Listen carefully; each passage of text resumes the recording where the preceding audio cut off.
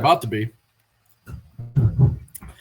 All right, good evening, everyone. I don't know if anyone's in here yet, but welcome to our first live stream. This is Matt, and my partner Ron is here, and we are the guys behind Sector-7. So we thought it would be fun to do this live stream, have a little fun with a game that is near and dear to my heart.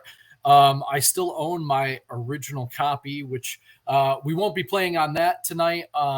It was just a lot easier to set up through emulation, but we're going to be playing Godzilla Monster of Monsters for the NES. So without much further ado here, I'm just going to go ahead, and we may have some guests pop in. I've invited some folks, and we're just going to have some fun and see what happens here. So I'm going to go ahead and try this picture-in-a-picture thing. Bear with us. I'm still kind of figuring out some of the nuances of this, but let's go ahead and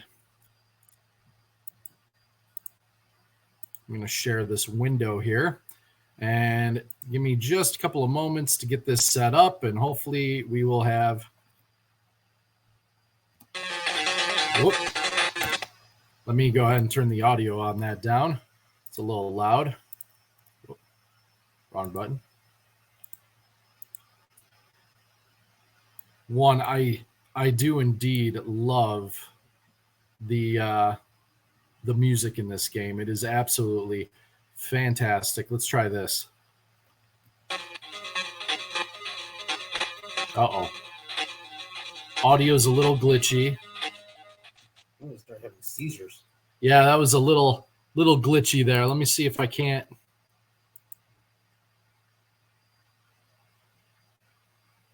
Let me see if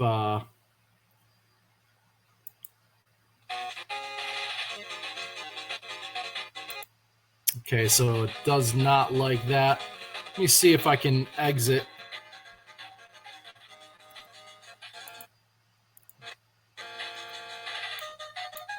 That's bizarre. Plays it just fine when it's out of full screen. Not so much when it's in full screen. Interesting. But it does show the screen well there. The only problem is it's so tiny on my screen. I'm going to have a hard time viewing that. Let me see. I'm going to try and lower that volume a little bit more. I thought this would do it, but let's see.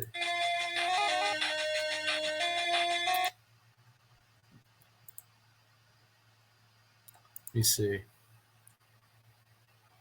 Sorry, folks. Apologize.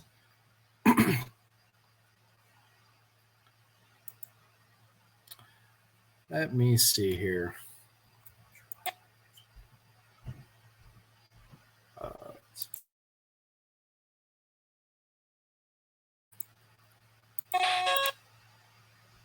Let's see if I can change the volume here. If not, I'll just turn the sound off. Huh.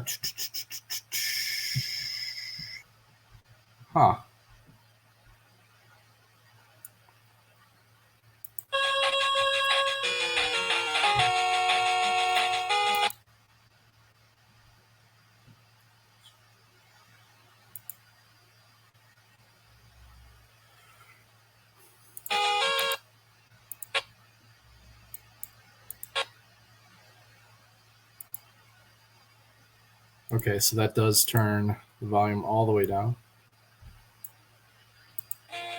There we go.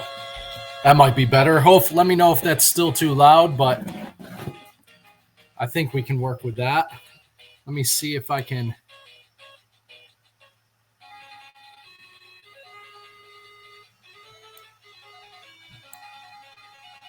So it looks like if we widescreen. Oh, wait. Hang on. Hang on. I think I played this. Oh, I see. I see what it's doing.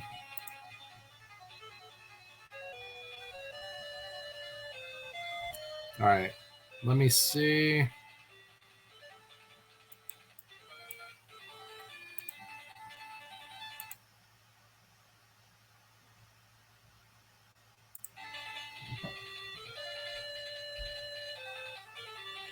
I'm just going to go to the hardware reset and hopefully we'll... Yeah, that looks pretty good.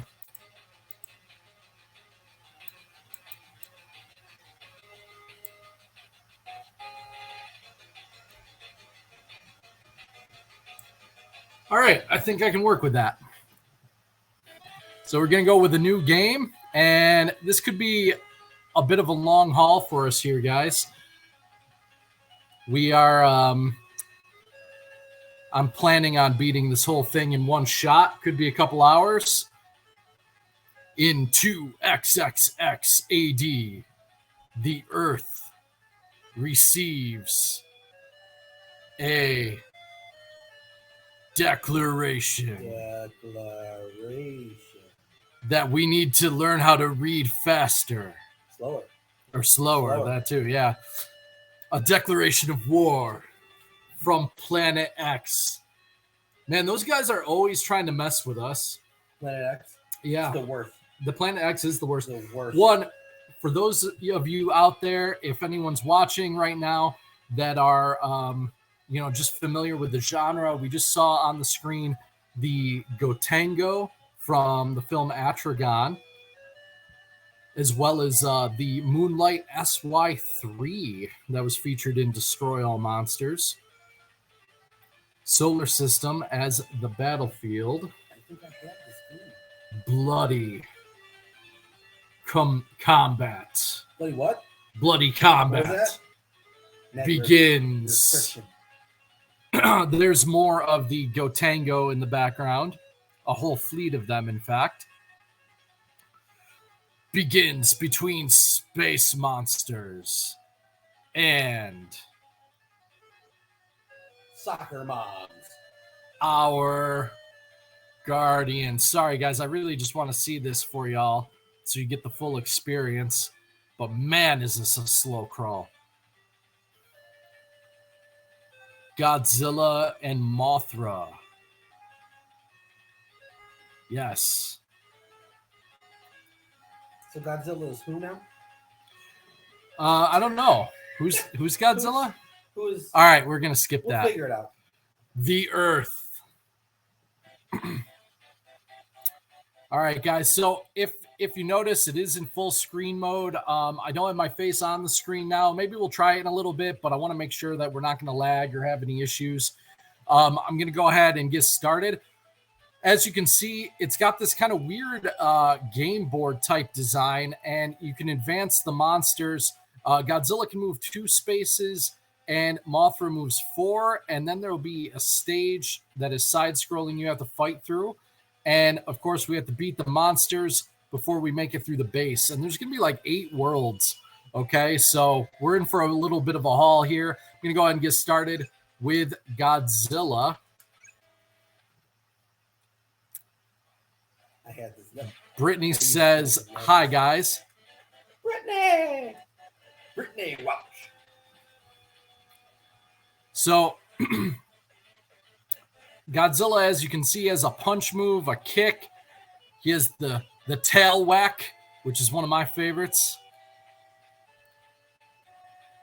And he also has his iconic fire breath. And I try to conserve as much of that as I can for a couple of reasons. You don't want to go blind. Oh, if you guys look up towards the Earth right now, there is a Super X, which most of you will recognize from Godzilla 1985.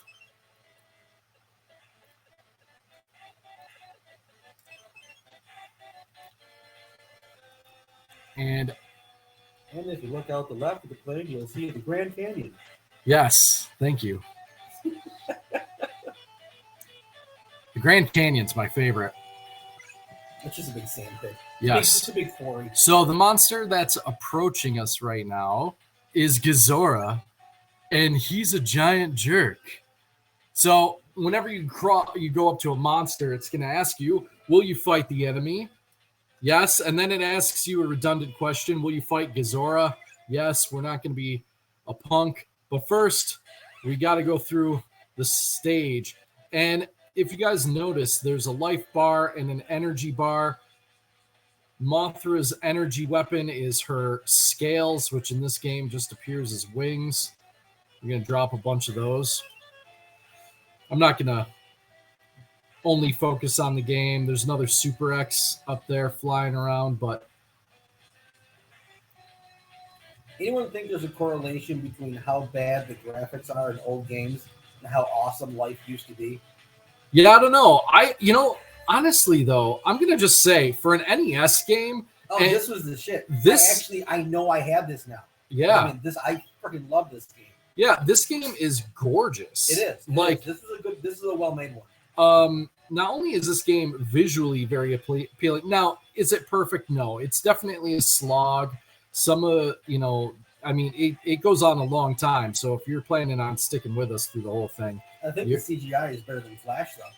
Oh yeah, the CGI definitely better than the Flash movie, and there's less, criminals in it. But sorry, we said no politics. We said no politics. That's not even political. That's just straight grooming. Well, yeah, no one should be okay with that. You're right. That is not a right or left issue. That's just not okay. I agree that but anyway, Mothra tends to fly through these a little bit, literally fly through these, quite a bit quicker than Godzilla. He's kind of punch his way through everything. He's got those hips. Yeah, he's got those hips. So Godzilla can be a little cheap, but he goes down pretty easy. His hitbox is a little weird. He's going to come up here and try to punk me out a little bit. Yep. And that's about the most annoying thing in the game there, guys, is they will pin you in the corner and you literally can't move until they decide to back up. So he can just do that literally indefinitely. And if he tries to get closer, I'm going to hit him with that. See? Mothra also has the most annoying sound when she's getting beat up. We're going to go right back into that battle. It times out after about 40 seconds if you don't defeat the enemy. So there is a time limit. Sometimes they'll even escape and they'll move to the next. Sorry. This guy's super annoying for literally this reason.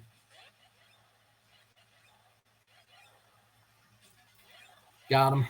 There we go. And Mothra just leveled up there, so we get a little more power, a little more health.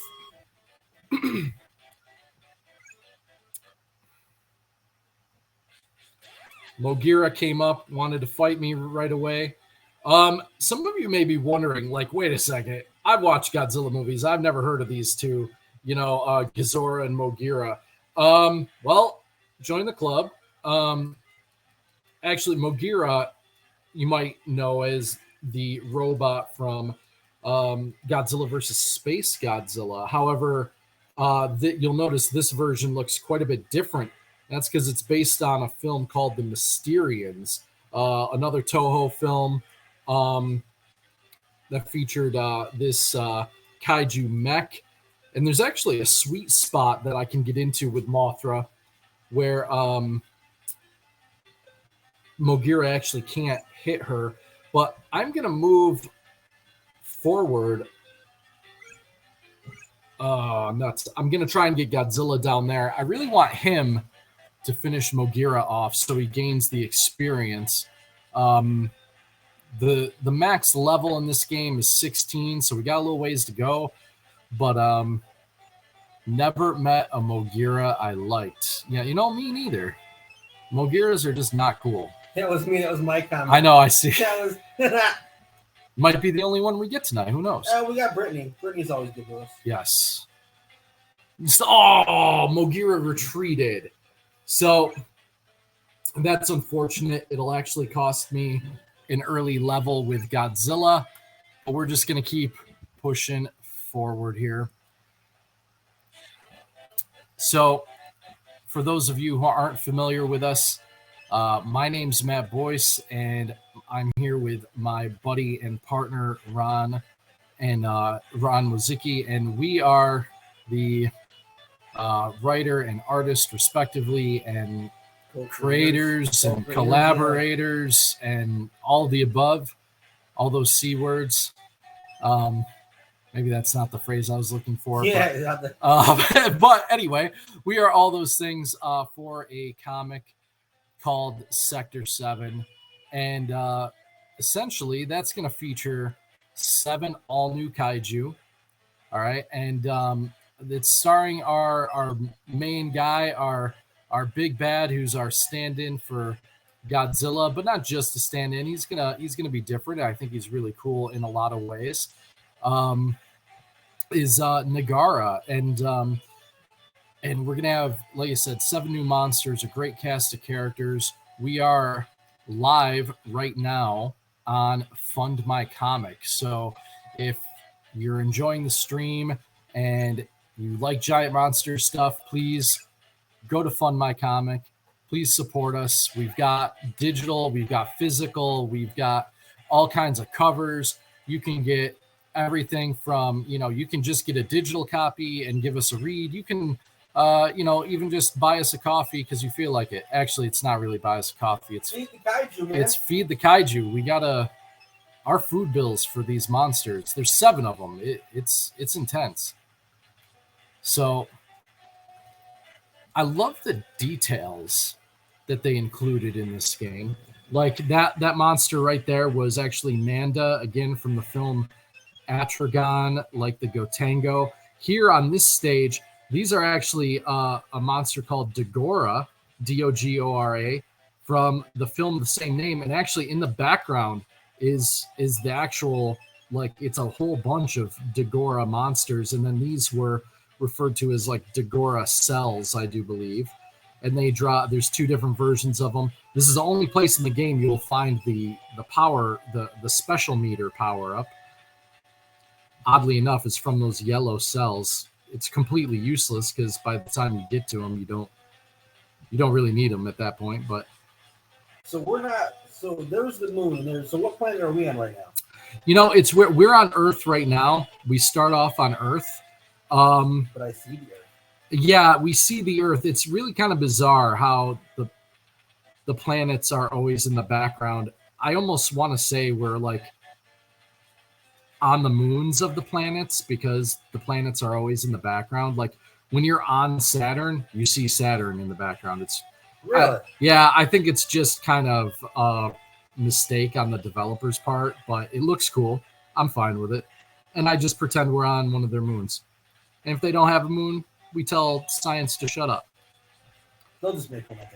Yeah, it's fine. We'll just give it a moon. We'll give it a moon. That's right. There. God, I remember playing this. This is so crazy. I haven't actually seen this game since I had it, like in what, 6th, 7th grade, maybe. I mean, it's been so long. So, as you guys are probably noticing, like everything makes Mothra like die. So it's really annoying, and there's so much crap flying at. Yeah, they're throwing a lot of shit at you, dude. Yeah, they're throwing so much garbage at me right now that I'm actually having trouble using the system is having trouble using my special power because there's so much garbage on screen. Not only is there so much garbage on screen, it's like impossible to actually like not get hit by something. So Mothra is going to advance. And now we're going to get Godzilla to follow.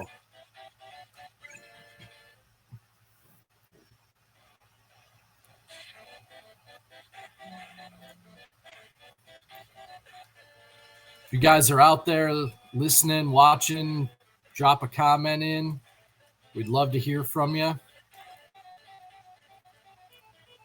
In fact, once we get to the next planet, I'm going to pause for just a moment. I realized I probably should drop the link to our campaign in the comments, just in case someone out there is interested and they'd like to see what we're up to.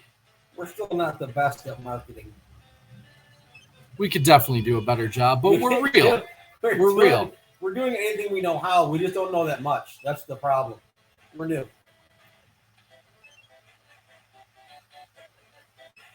Thank you, Brittany. I'll try to figure out how to. I'm new to StreamYard. I'm not new to social media, but definitely new to StreamYard, and I wanna pin that to the top of the comments though.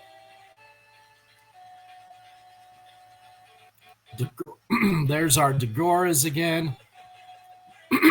Excuse me.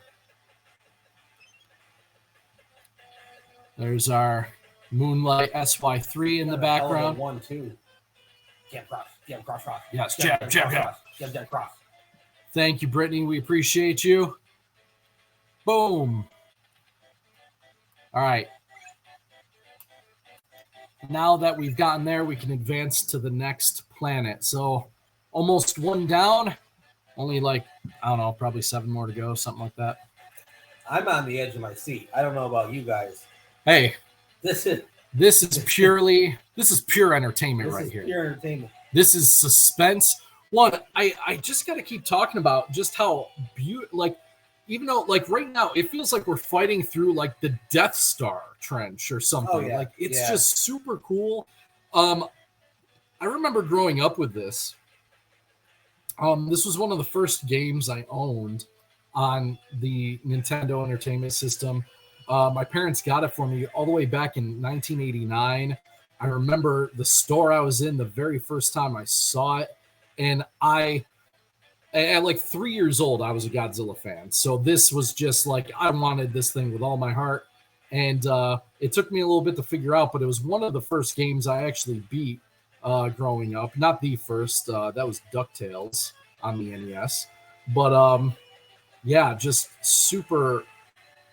I was super thrilled with this game, and I still love the music. It was my first exposure to a lot of the monsters that were in Godzilla lore. Like, I had no idea. This was our pre-internet days. I had never heard of the Mysterians before. I'd never heard of Space Amoeba or Yog monster from space. They're both the same name. You haven't lived until you've heard of Space Amoeba. Oh, dude, Yog. So it's Yog monster from space, aka Space Amoeba, and that actually features 3 kaiju. One of them is Gazora, who's like the squid kaiju you saw, and then it also has Kamebis, which is a turtle kaiju, as well as a crab named Ganymedes.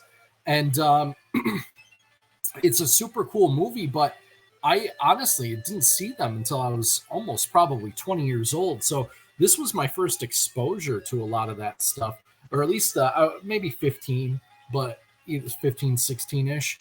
So this was just a real treat to learn about all these monsters I couldn't see on my actual VHS tapes.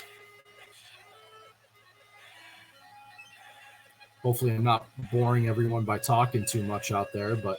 Dude, what's a VHS? Yeah. Well... What's a tape? A VHS tape, yeah.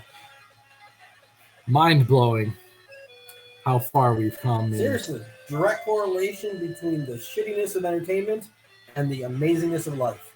Right? And the better the entertainment, the shittier it got in just the world. It's so weird. Here's actually a reference to yet another Toho film. Now, the Matango weren't giant monsters by any means, but they were featured in the film Matango, and they were essentially it was essentially about this fungus that consumed people and turned them into more fungi. I hear they're pretty fungi to be around. You wouldn't want a Matango with it. Yes, you wouldn't want a Matango with them. I just can't stop the writer in me. Kaiju puns. Gotta love them. This kaiju that's approaching is Varan. Unlike the other two, which, again, Mogira having appeared in the Mysterians, Gazora from Yog Monster from Space, a.k.a. Space Amoeba, Varan actually is kind of like the unloved child of Toho. He actually starred in a solo film, which was excellent, by the way. If you're a fan of Toho Kaiju films. Please check that out. The original Japanese version, not the American version. It is heavily edited, poor print quality, and it does not hold a candle to the original. It's not close. It's not endearing like Godzilla King of the Monsters was with Raymond Burr. It is just bad. We put in Myron Healy, and it was just a garbage film. But the original. I've still never seen King of the Monsters. You've never seen King? I've still never seen. That's the second one, right? No. King of the Monsters is the first one. Raids Again. The first one? Yeah, the first one. So okay, have you seen? I've seen the first one. I've seen the first one was fucking phenomenal. Yeah, there's two versions of the first one. There's the original Japanese version. I bought the original Japanese at Walmart when they had all the Godzilla movies come out. Gotcha. Okay, so yeah, I've got the original. That's the only version I have actually. So the original Japanese one is much darker than the American one. We just added the American actor Raymond Burr, and replaced a bunch of scenes. Mogira kind of glitches out, guys. He's actually super easy, as you can tell. I mean, I'm having such a hard time with him right now, but he kind of goes really stupid and just doesn't know what to do. As long as you keep whacking him in the gut, and he's dead. He's done? He's dead. I promise this gets a little harder as time goes on, guys. I'm going to bring Mothra up.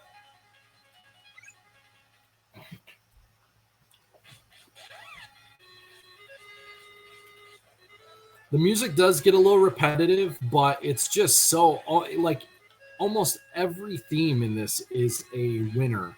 It's classic NES. Yeah, it is. It's not only just classic NES, but it's really good. Like, I feel like this is by far, in my opinion, the most underrated soundtrack on the Nintendo Entertainment System. I really do. I've never compared, to be honest. I don't mind it. See, I used to run like our Twitter account actually used to be my gaming Twitter. Yeah. I used to be a huge retro gamer, had a gigantic collection. I still have a pretty sizable collection, but it's been trimmed down significantly, and just a huge appreciation for gaming as a genre. But not the thing I want to be known for necessarily anymore. And I wouldn't mind being known for anything decent. That's true. I don't want to end up in the papers, but wouldn't mind being known for something. You don't want to be known as Ezra Miller, is what we're saying. No, I don't. Yeah. There are lines I don't want to. Right. Cross. Sorry, we went with the Ezra Miller. It's low hanging fruit. It is. Yeah. So you'll notice I'm beating up these Matango things, and you're like, why? Because I can just go right past it. But they actually provide a significant amount of experience. You'll usually level up after beating one or come close to it. The hitbox on him is really weird, though, and Mothra is having a hard time with it. There we go. See, I just leveled up there. Atta girl. Oh, Gazora's going after Godzilla, and that's fine because they're both at the same level. Yeah, eat that. Eat it. Eat it. Back off. And, I thought he was just going to pin me there for a bit. There it goes. So actually, what makes this game super hard is our final boss, King Ghidorah, does this and does ridiculous amounts of damage. So there is an element of randomness to it. Do we have anyone waiting in our... actually, I didn't check. What? I should check and see if we have anyone waiting in our studio right now. Let's see. No, just us. It's just us.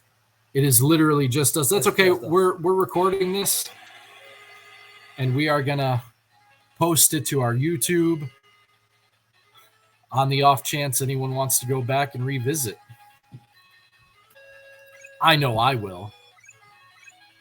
We're going to take the modern day media approach to our programming. We're going to shove it down your throat until you're forced to watch us. Yes. And so you might as well just let it happen. Comply. It's easier to just let it happen. We are Borg. Oh, Yeah. There's the cheapest enemy in the game. It just missed me completely. But if I die, there's only probably two places it's going to be. It's going to be with that little flaming horseshoe you guys seen fly across the screen a couple minutes ago, or it's going to be the King Ghidorah. More than likely. That thing is evil. So there's two ways to beat it. Either you back all the way up like it did right there to the back of the screen if you have enough time, and that will minimize the amount of damage it will do. Otherwise, he's going to run Godzilla through like knife through hot butter. I was going to say something, but at the risk of being off the cuff, I was like, I didn't trust myself not to be offensive. So, yeah, that one, we definitely want to avoid those guys at all costs. They are literally the cheapest potential one-hit kill in the game. There's two ways to beat it. One is, as I showed you before, I backed all the way up to the back of the screen. The other way is to actually use Godzilla's fire breath, because then his animation cannot be stopped, and you can actually pass forward through that enemy. Getting shot with some moon rockets. You'll notice that looks there it is again. Watch. So if I hit that, I can pass through it, and it will do minimal damage. It won't do no damage, but I can. If you don't have a fire breath in your back pocket, in the later stages, I'm always going to try and keep one, because that can be very problematic.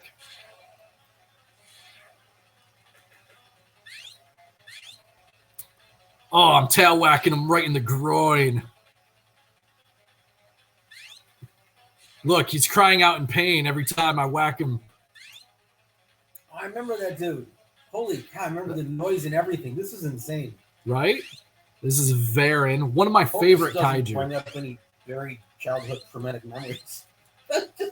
Hey. No!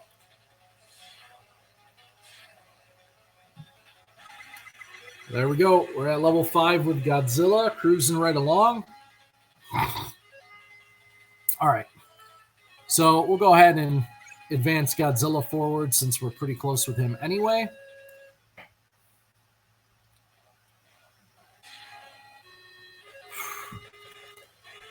And just about when you're about ready to get sick of the music on a stage, you get to the next one, and then it's like, okay, it's better, and then later on, this game is this game is a marathon, not a sprint. You have to really be in it. I mean, you can save. There's passwords. There's some secrets to this game. For those of you who haven't played this before, if you enter destroy all monsters, it actually starts you off at level 8 on Earth. And then, see, I didn't have my fire back yet, and I almost ate it right there. So it'll start you off at level 8 on Earth, but you have to fight your way through all the monsters, and you don't level up, including King Ghidorah. So it is rather easy to beat them all on the Earth stage, but then I'm not even sure when you start to level up again. I can't remember. So that's one secret about this game. You can actually view the ending, but if you want to know that, you can look it up, because don't be a wuss, just go beat it. If you enter in the name Ghidorah as it's spelled in this game, you actually get to look at a secret hidden level that was never completed. So that's kind of a cool little Easter egg. You'll have to reset your game because it's nothing but a glitch, but you'll have to throw your system out the window because it will explode. It might. Come on. There we go. All right, we are almost there, guys.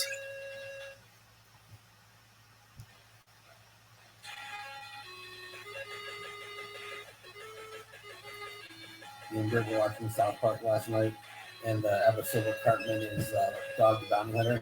Oh, yeah? Oh, God, I freaking love that episode so much. I'm the Dirk. I'm the Dirk. I actually remember that one from way back when. God, I love that episode.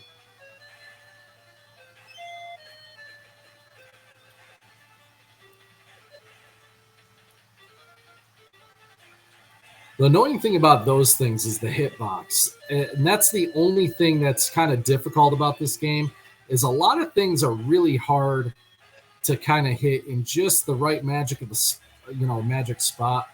I've been playing this game most of my life, so we have children watching. Yeah, Brittany's out there. No one watching. Brittany is out there. I could now. I could do a pole dance right now. No one would see it. It's just because I'll do it for some views. No, you hear that? Ron will pole dance for views. Everyone, I am not that desperate. Call in now. Call in now. That you will. This is the deal of a century. Call in now to stop it. Please go pledge to Sector-7 on Fund My Comic. And I was now. I was bashing Ezra. I don't think he's ever pole danced for anyone before. Hey, listen. It would still be better than Flashpoint. It would still be better than Flash.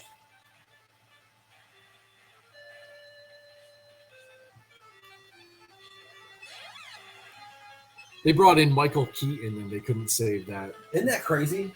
Even people that said the movie was gonna bomb were shocked at how bad it bombed because of what they were doing with Michael Keaton, and they're like, at least people are gonna go see him. It just wasn't enough. It was good. I love Mike, but I don't love the style.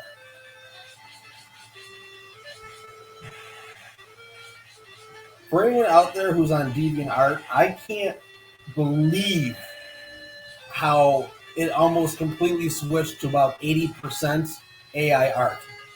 It's insane. It's hard actually to find a regular comic art now on DeviantArt.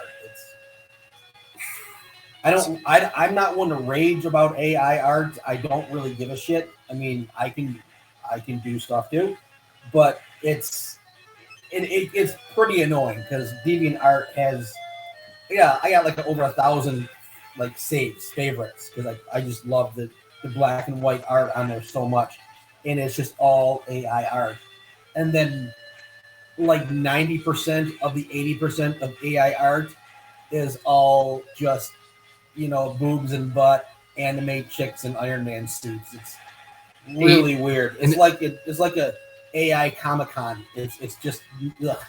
8 fingers on one hand. Yeah. You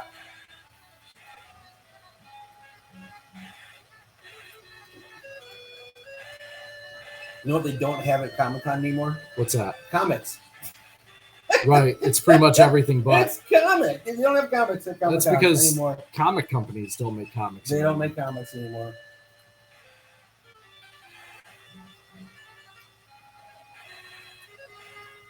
Best to make sure.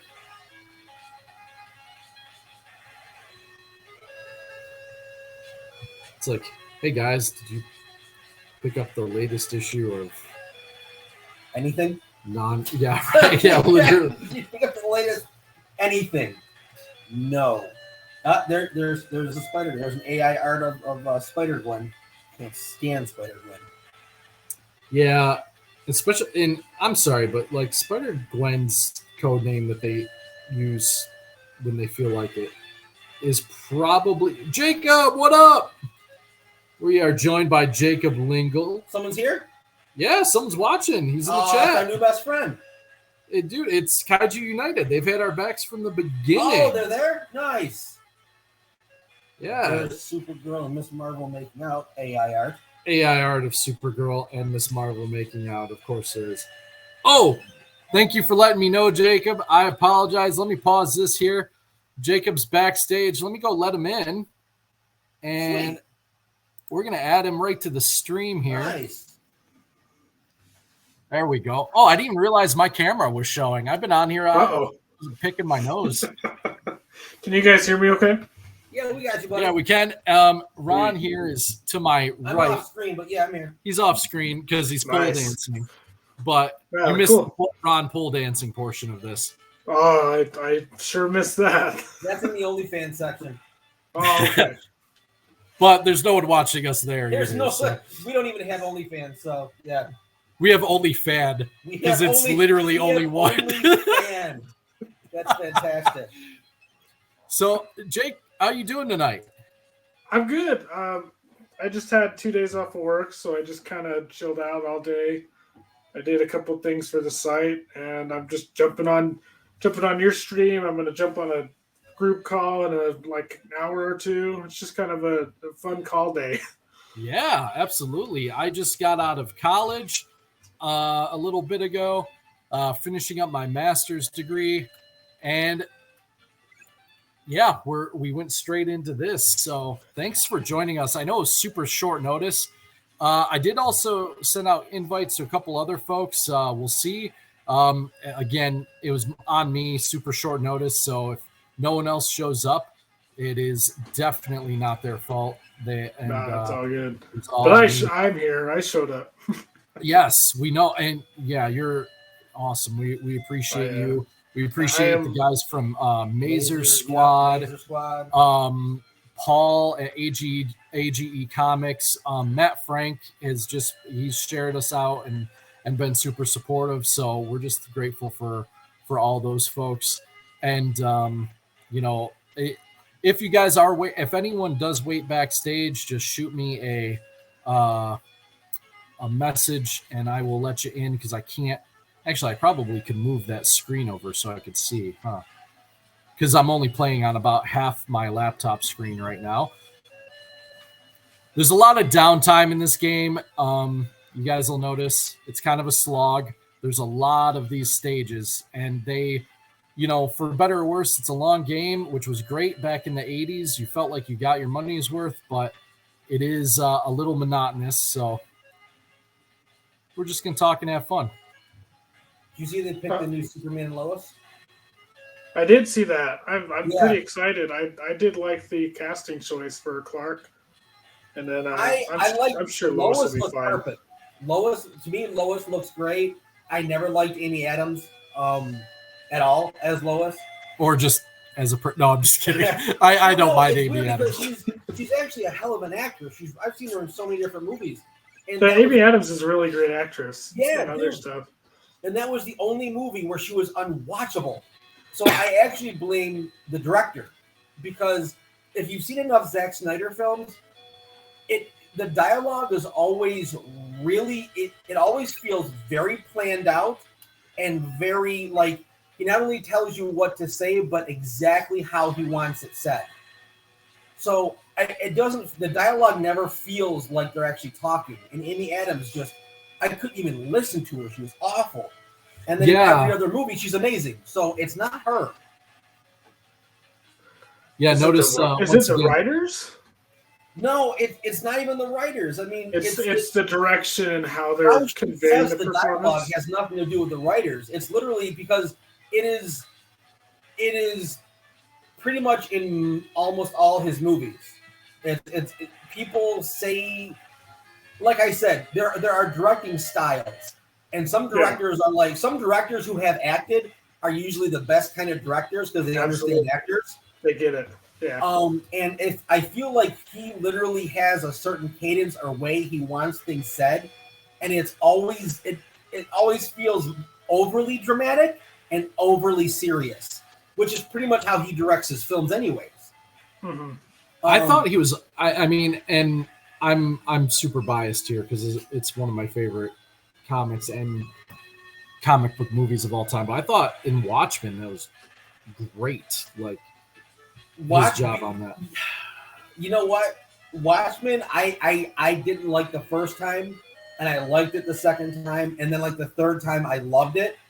But I could literally pick out scenes for you where the dialogue was very, very stilted. It was very stilted. It wasn't natural flow. They were literally reading their lines in a specific manner. And it always feels off. It feels wrong. Silk Spectre in particular, I feel like, and it's weird because it does seem to tend to be the females that tend to come off more. I don't get it. Stiff and wooden for them. Yeah, I don't get it. And like I tell you what, like the Wachowski sisters now, they kind of do the same thing. The only movie that was really good was the first Matrix movie, and then the dialogue after that. In that one, it worked.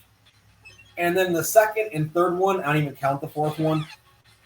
Like you could tell, they're just more interested. Lucas, I guess it's visual directors. I guess that's a good comparison because like Snyder is a very visual director. Like I think so. I think they're all the more shots. Like hate's a strong word. I'm not a fan of Batman v Superman, but some of the shots in the movie are really great. Like all the people touching Superman like he's God or some shit during like Dia de los Muertos. Like that shot's really great. Or the shot of him and Man of Steel coming out of the fortress, just walking. Yep. Oh, dude, that's one of my. Everyone around me calls them my random action scenes. So I'll just put on random scenes that I love. That one is almost my go-to every time. I mean, it doesn't get more beautiful than that scene. Yeah, I really think what you said with like visual directors is exactly it. Because like, I don't know, if you go on like Letterboxd, I don't know if you guys use Letterboxd. It's like you keep a film diary, you make film lists, you can log reviews. Most people on Letterboxd freaking love the Wachowskis' Speed Racer movie. It's really interesting. Like, I will tell you this, because I've never seen the cartoon. I mean, I'm old enough I know the cartoon, but I never watched it. And I was actually surprised at how... Okay, this is weird. I really liked it the first time I saw it. So I actually bought a copy, and I don't think I've ever watched it again, though. So I don't really know... I don't really know where to put that movie. That's fair. But, like, I mean, I'm not really a Snyder fan that much. I like 300 just because it's crazy. By far his best film, that 300. I think so. I think 300 is his best film.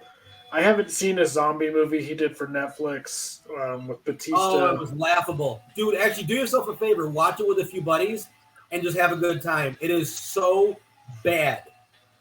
Because he can't write. Like, the dude cannot write. And there were plot holes that were hilarious. So I understand the visual, like, Sucker Punch. Holy cow. Like, get the director's cut of Sucker Punch. The action scenes are even longer. It's amazing. But I only watch the action scenes. Because he's a visual guy, but he's not a storyteller. He's really not a storyteller. Not in a classic sense, I would say.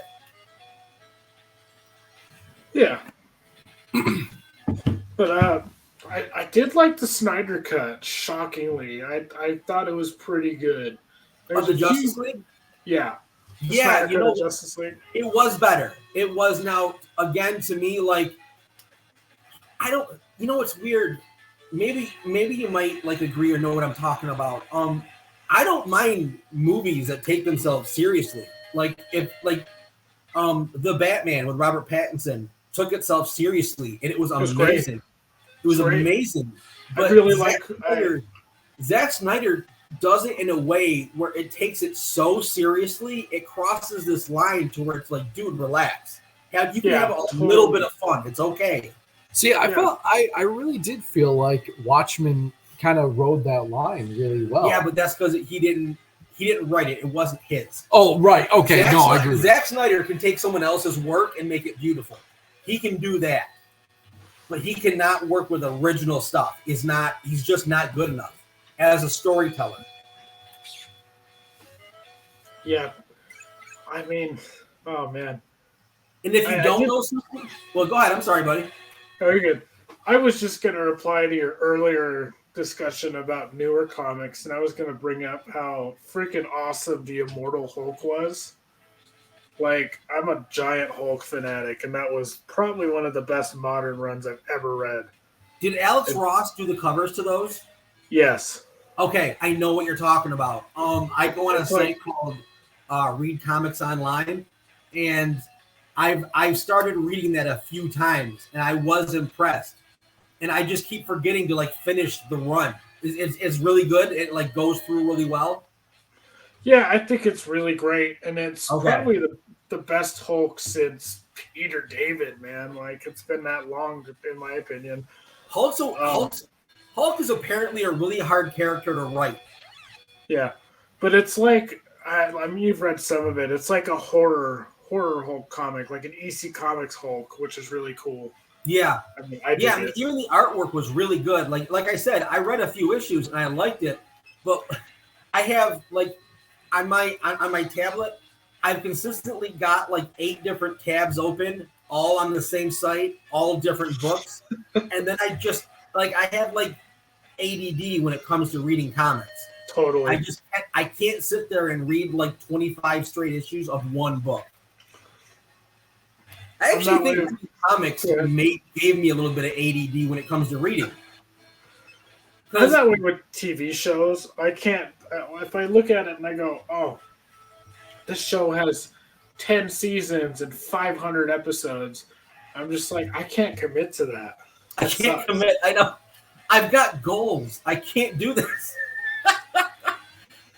It's like you're getting married to a television show. It's like, yeah, I'm like, oh my goodness, man.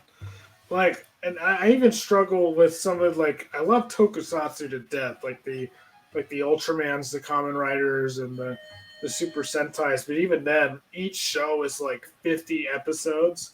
And I'm like, oh, dude, that's gonna take so long to finish. I will say that I have so exactly what you're talking about. I have trouble with anime because I start an anime show just to see if I like it or not. If it's got good animation, a decent enough story, I'm like, okay, this is cool. And I just can't commit to I can't commit to even 12 episodes. It takes me I got 3 kids too, and I'm illustrating 2 books, and I got a lot of shit to do. But I would like to finish a few seasons of something, and it takes me forever, dude. I feel it. Like the original Kamen Rider is 99 episodes, and I'm like, oh, I'm on episode 9. Oh my god! Wow. 90 more. Wow. Yeah, and I always feel this pull. Like I love watching kaiju stuff, and there's always this like, oh, do I revisit something I've watched a million times? Do I watch something new? Do I watch something, mainstream? That's where my OCD starts to trigger. I can't make a decision. I can't. If I watch something old, I know I love it. If I watch something new, I might waste my time, and I don't have time. I'm a dad, and then I just keep going over and over. I try and watch new things that I'm pretty sure I'll like. Like I like horror movies. I like Italian horror movies. I like French movies. I like Swedish movies. And I like kaiju. And I like kung fu movies. So if it's one of that label, kind of things, I'm probably gonna like it. So like I'm like, oh, it's a kung fu movie. Okay, I might like it. But if I go ahead. Me and my wife, speaking of horror movies, like we've noticed that like basically like Spanish, Korean, and Japanese have the freakiest horror movies.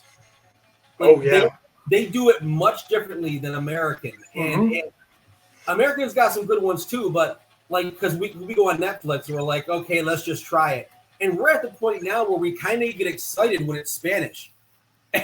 We're like, okay, these guys know how to do demons. These guys know how to do hauntings. It's weird. I don't have Netflix. I just personally didn't really find anything on there that was worth paying for. Seinfeld. We literally pay for it for Seinfeld. That's it. Fair enough. It's weird. I am the weird guy in the room, and people can shower me with hate, but I can't stand Seinfeld. I try. I know you can't. It shouldn't be a love or hate. You kind of don't. You know. I was gonna make a joke and say Ron is a guy that would be on Seinfeld, but oh yeah, no, my friends used to. I mean, okay, I used to be extremely neurotic, very neurotic. My friends used to call me George. Like I was freaking George. I was a fucking mess. And yeah, absolutely. And back I don't then, mean it like that. I just mean like you sound like a dude from like New York and that kind of stuff. oh yeah, We definitely are. I mean, definitely Western New York. Well, Western New York. yeah. Yep. All in good fun though. All in good fun. Oh, that's fine. Oh, of course. You can pick on us. We got this stuff. But no, I'm not on here to punch you guys down. I'm here to have a good time. No, you're fine. No, like so Netflix we have for Seinfeld, Disney we have for The Simpsons, and HBO Max we have for like South Park and home movies. I love home movies.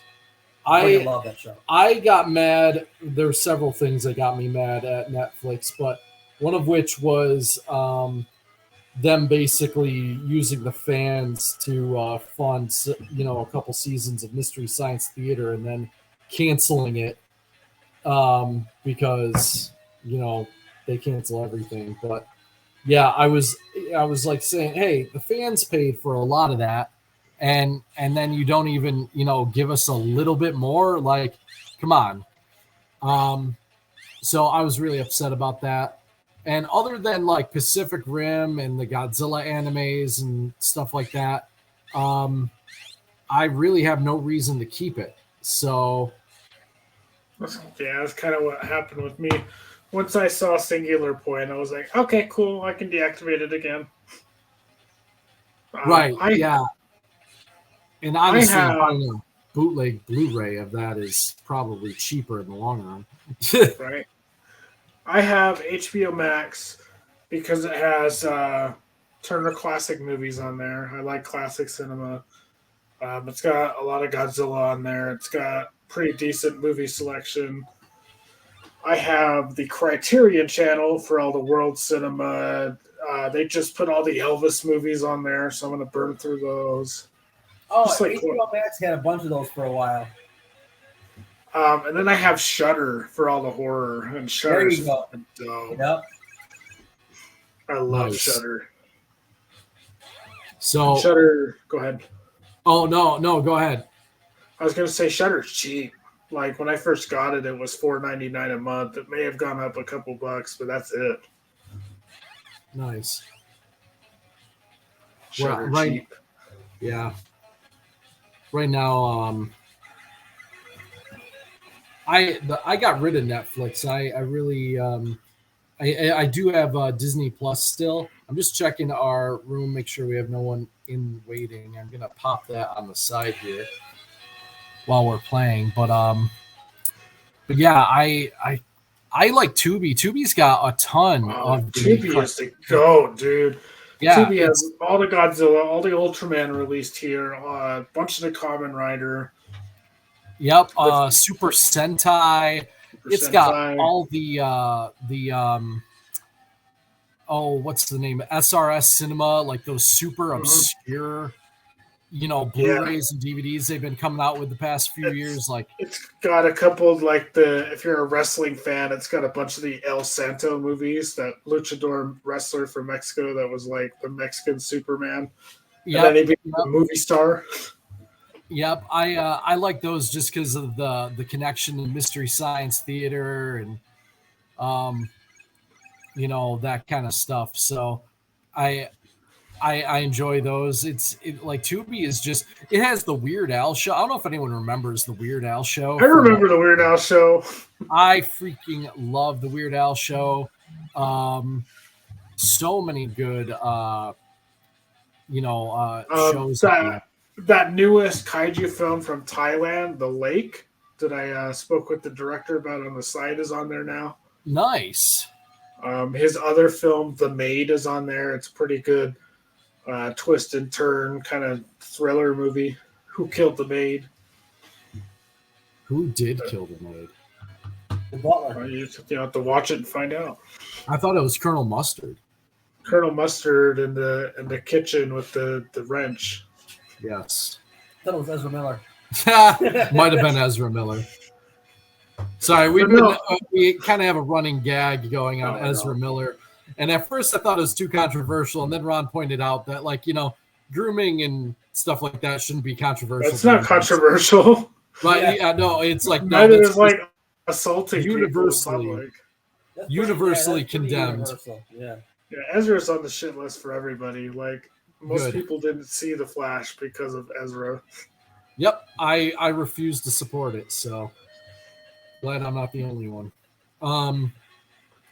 It gives me hope. I'm just sad because the Flash underperformed apparently so hard that they canceled their plans to do Michael Keaton and Batman Beyond after introducing him in this movie, which is Well, just a they're bummer. blaming it on comic book. It was a comic book movie, and they're failing. No, you literally put.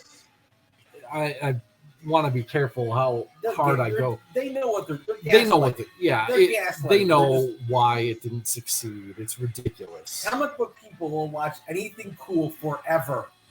It's never enough for us. Never enough. Right.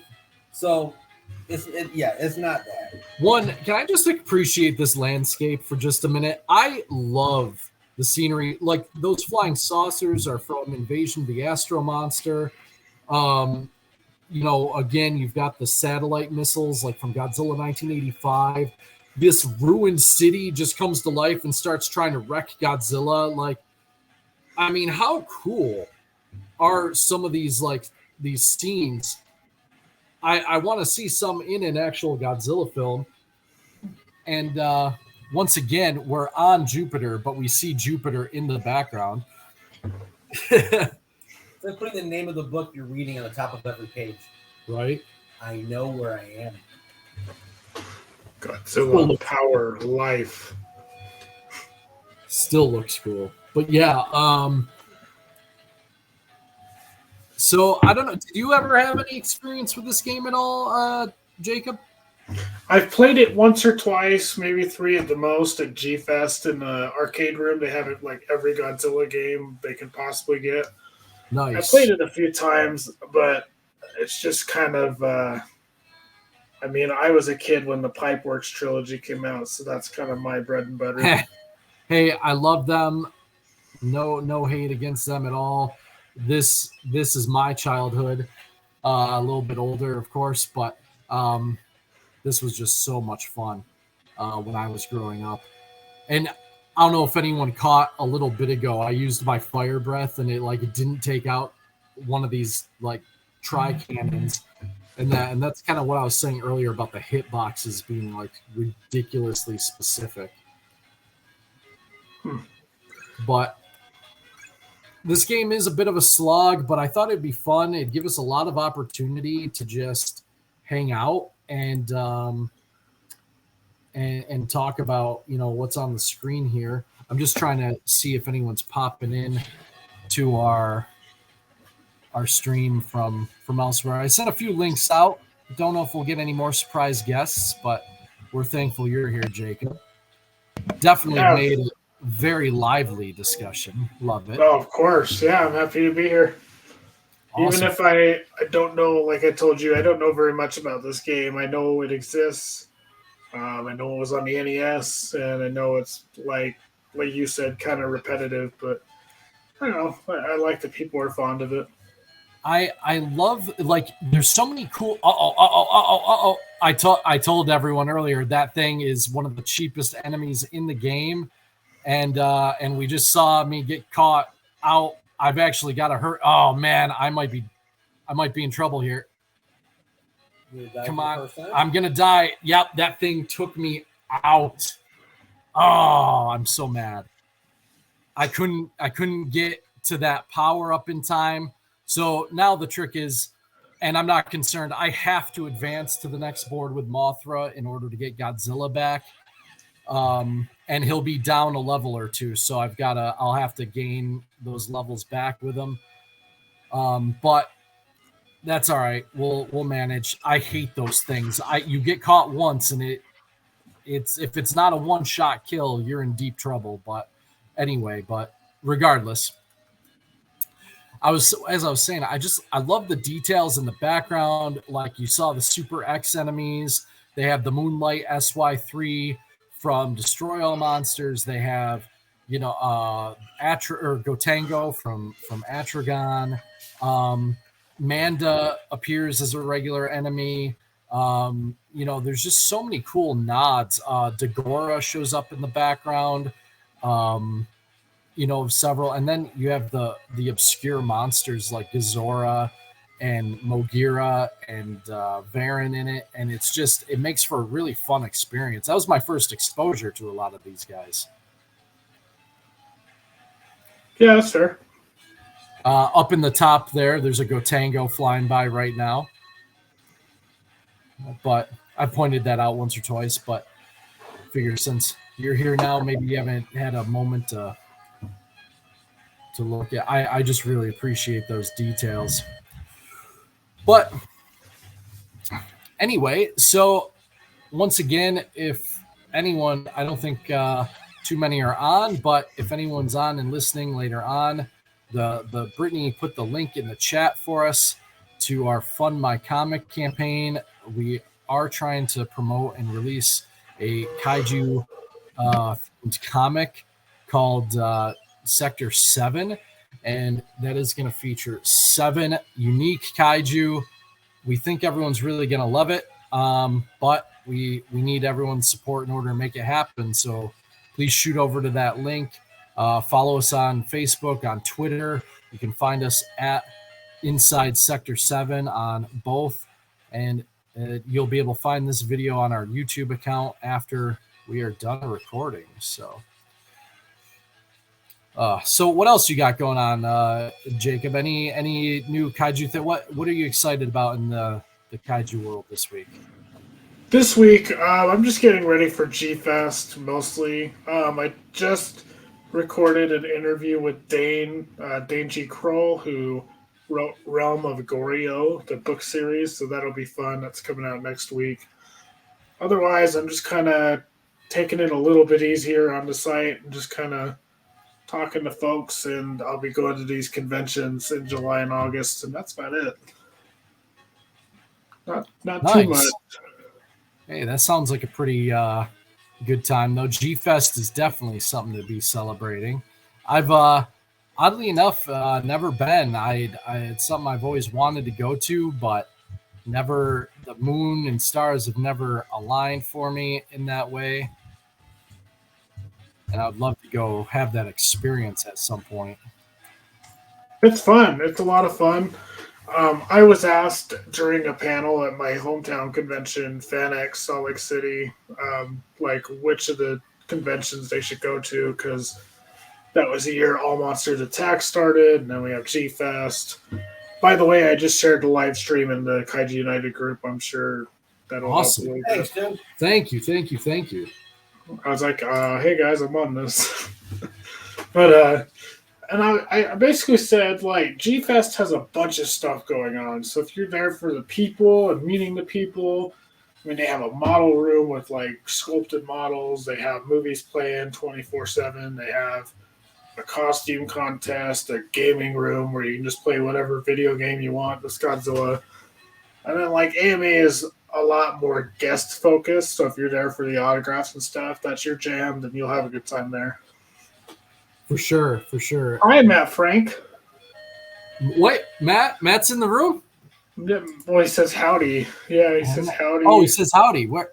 I don't see him. While you're in the studio. Hello, Matt. I can see if he's in the back room. Oh, there he is. I got to add him to the screen. Whoop, add the stream. There we go. Hey, Matt. Frank is joining us. Frank, welcome. Hey, can y'all hear me? Can y'all hear me okay? Yeah, we can hear you.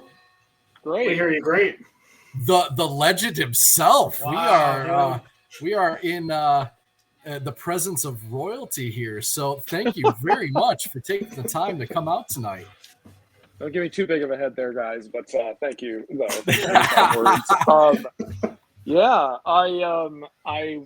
I'm just here. I was here working. I had extremely late lunch, and then I was like, "Can I curse on this live stream? I can't." Sure, yeah, go ahead. Then I was like, just kind of sitting there and just kind of working. I'm like, "Oh shit, that's right." The live stream, but God, I love this game. I have so many fond memories of this game from when I was a wee little chitlin. Me too. I still own my original cartridge from Nice. 1989, which dates me a little bit. But, I mean, Oh, my my family used to take me to the Blockbuster in San Antonio, and I would just rent this cartridge over and over again. So as long as we're dating ourselves. hey, I remember the very first time I saw the second Godzilla game on NES, which is unfortunately nowhere near as fun for me. I was really disappointed when I actually played it, but I do own a copy still. But I remember that was at a old video store called Video Factory here in Western New York. Yes. And Nice.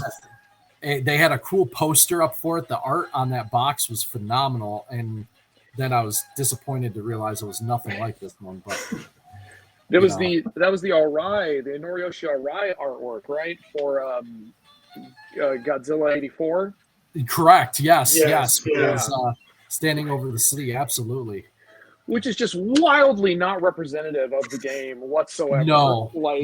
It's just.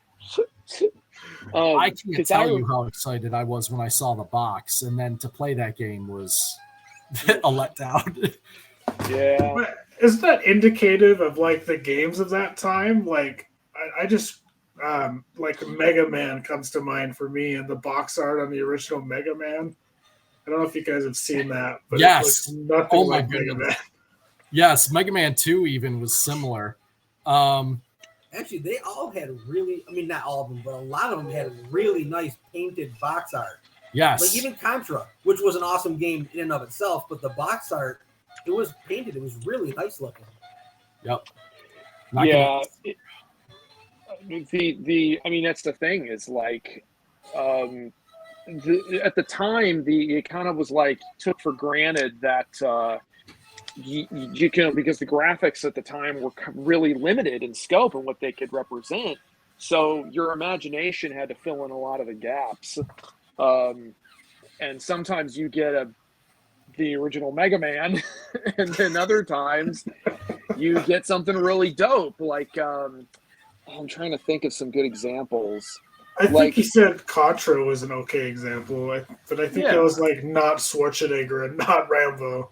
No. Yeah, there's you got your Contras, you got your that's not correct.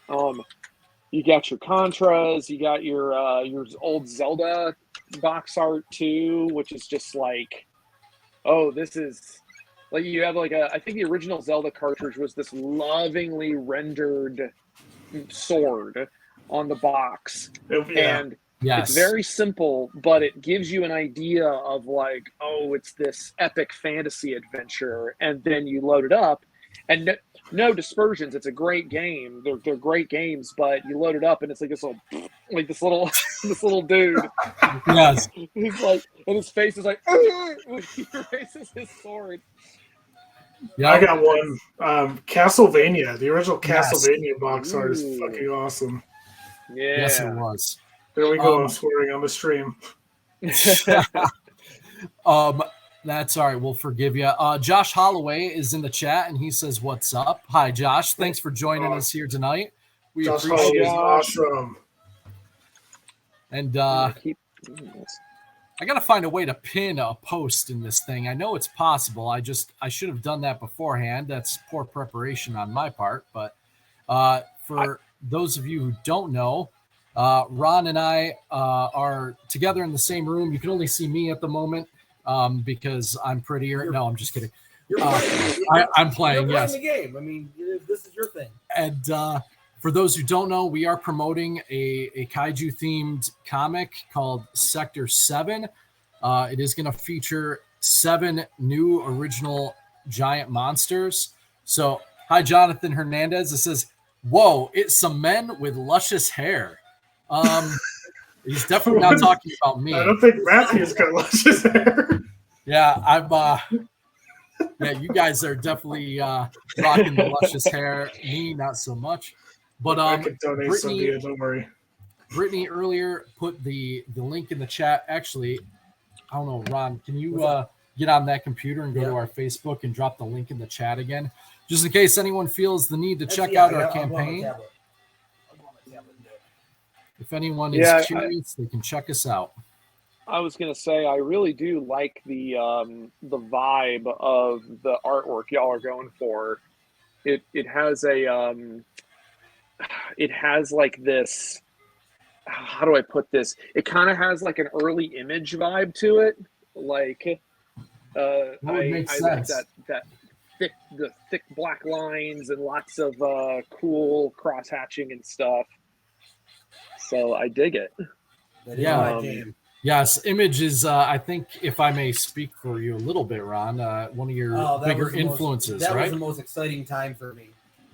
That's when I started collecting. I mean, it was before Image, but I was at the proper age at the proper time to hit that perfectly.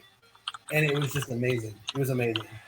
I remember you talked about that when you sat down for our site interview. You just went into like Image Comics, the 90s era. And then you had that awesome Bane creator story about the creator of Bane from Batman. Oh, Graham Nolan. He had me in his studio. He lives in Western New York. It's really cool. Very cool. I got some stuff autographed. It was really cool. And I really liked, from what I've seen so far, that one panel when they're on the moon and then the Earth gets nuked. That's just such a poignant panel. Probably my favorite so far. I remember, I think I pitched that panel to Ron the first day we met. Yeah, you did. That scene. You did. And I described it to him. And the day we met was actually because of this. I work in education now, but I'm an English teacher. But Ron, the first day we met was I was managing the print shop at an Office Max. And he brings in this gorgeous art. And I'm like, hey, I got this idea for a comic. Would you like to get together and talk about it? And this is like 2011-ish. Oh, dude, it's gone by so fast. It was has. A while ago. Years. And I'd already been sitting on the idea for, a long time. And we got together. We fleshed it out in new ways. And in one day. And yeah, in one day, we really had. But most of it was co-created the first time I ever came to Matt's house. Yep. And he only lived like probably 4 blocks away from me. The whole time, yeah. Yep. And no, we love that scene.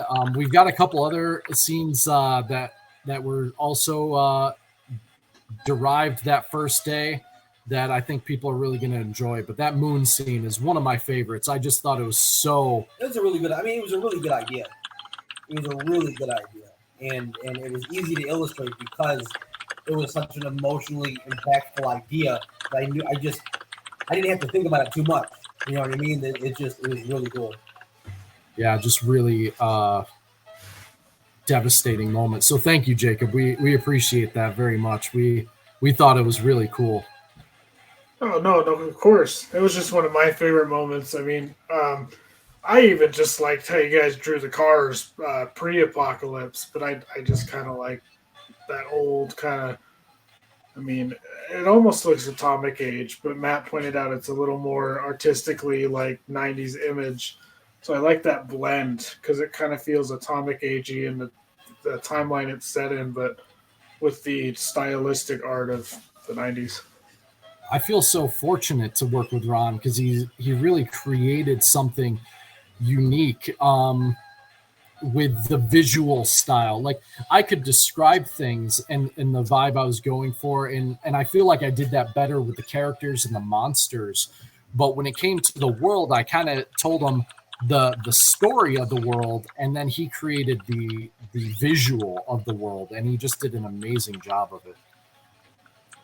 Man, side note here, I forget how many monsters are in this game. Like the roster is really stacked for such an early Godzilla game. And Veron's here. I've mentioned a couple of times tonight that this was my first exposure to. I knew Varen was a kaiju because of this game, so that was kind of cool early on. Yeah, I had a similar experience when I rented the game as a kid. I was looking through. Actually, I think it was when my parents purchased it for me because it was one of the few NES games I actually owned. And I remembered flipping through the little manual, and seeing all the monsters and thinking like, what's a Gigan? You know? Right. Oh, dude, he's my favorite. Gigan's my favorite. Yeah, it's awesome. He's And got I the love this coolest stage. design. Oh yeah, at this stage there, that's a Matango stage. I thought that was a nice little reference. It's Yes. because it's not just the monsters, the boss monsters that are Toho inspired. Like a lot of stuff. Like I think this stage is like a reference to Sayonara Jupiter or something. And there's the Super X up there in the top. The saucers, I think, are from Astro Monster. Hell yeah, that's right. Or very similar. I think they're straight up. Like they even have the little windows and everything. They I definitely think, have the color I think scheme. Matt's right. They look just like them. Yeah. Matt, you're absolutely right. I was commenting. That was actually how before we had some other folks in here, I was kind of just started off the video just talking about how many cool references are in the background. Dagora is in like one stage. Just so many cool little nods to other Toho properties. It really was a passion project, I feel like, for these folks. Like they really put a lot of effort into it. I feel like it's something that I would love to interview the people who like developed this game, who worked on it, because I have somewhere over here, I have the soundtrack CD for Super Godzilla for the SNES. Awesome. And oh my god, that's it's crazy. very cool, but it's what the hell is it? It's very cool, but it's of course it's all in Japanese, but it came out like just a few years ago. Like it's fairly new. You can kind of see it there. Yeah. And it's even got the little continue screen on the back of the CD with Godzilla's face and everything. But awesome. Apparently there's an interview in the booklet of this that was translated, I think, on Toho Kingdom, and it's with one of the interview is with one of like the chief programmers or the directors or something, and he's just like he's talking about it in a very candid way where he's like, yeah, we were trying some new stuff and it didn't really work out, but oh well. They're just kind of like, Sorry, Baragon's kind of talking over you a little bit here, but no, I completely agree. I had Super Godzilla as well growing up. Definitely better than Godzilla 2, but still kind of a mixed bag as far as the kaiju games go. Although I have to love it at least a little bit for having the appearance of Bagan in it, so that's always cool. Well, and I mean, isn't it strange? Maybe not strange. It's just interesting that a monster from a random video game, and I don't remember when it came out, but in like the 90s, has such popularity even to this day. You still have fans clamoring for Bagan's appearance in other media as well. Yeah, they just did that Godzilla thing where they put Bagan in. They made a big like puppet. Yes. So he could fight Mothra. Yes, anyway, and it looks amazing. That puppet looks absolutely incredible. And good soundtrack too. You're talking about the soundtrack. Sorry, I didn't mean to cut you off, Matt. But no, it's okay. It's okay. But like even the soundtrack, like that Bagan theme. I think it's Bagan. Correct me if I'm wrong. But just the final boss theme is one of my all-time favorite final boss themes, even if I don't really care for the game itself, which is really strange. Absolutely. I just want to acknowledge Christian Dean Melendez in our chat. Thank you for joining us. Hey, buddy. We really appreciate you.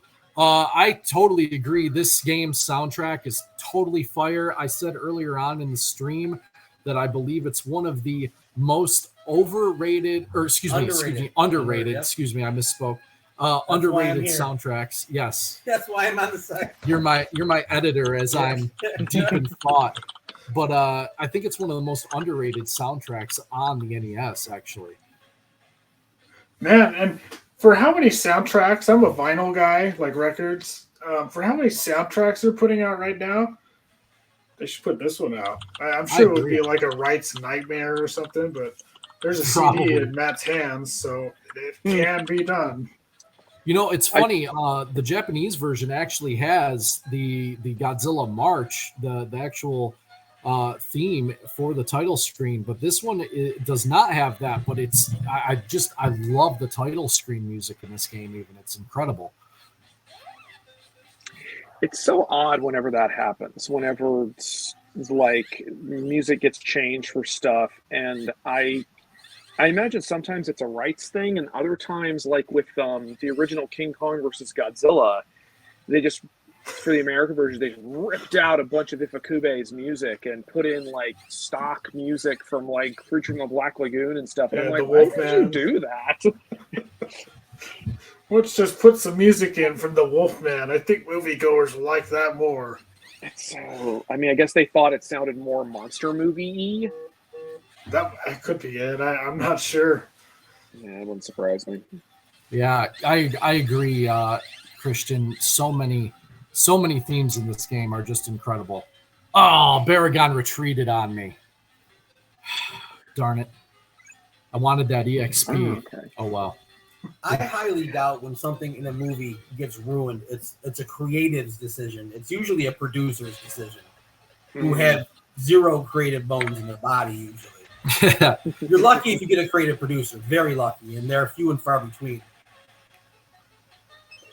Yeah, I mean, it's all dependent on, you know, the people involved and what they're, you know, getting out of the experience. Because, you know, that's why I always kind of giggle whenever I see a movie say, like, from the producers of, it's like, who gives a shit? Yeah. Yeah. And I mean, it is true. Some producers are creative people. They like. I mean, I've worked with producers, people who are on that side of things, who are like, they genuinely do care. It's not their lives. Like, they're not like super fans, but they're like, oh yeah, let's make this happen. Or, you know, They at like, least oh, want it to be good. Yeah, they want it to be good because if it's good, it'll probably mean it'll make money. So, Yeah. you know, Yep. there's lots of sides to it. And Martin Silva is also joining us in the chat. Once again, Hi, Martin. appreciate you. Thanks, buddy. Yeah, thanks for coming. Once again, guys, if you're interested in checking out the campaign for Sector-7, it is our new Kaiju comic project. Please scroll up a little bit in the chat. I'll have Ron drop the link in again. I'll drop it again.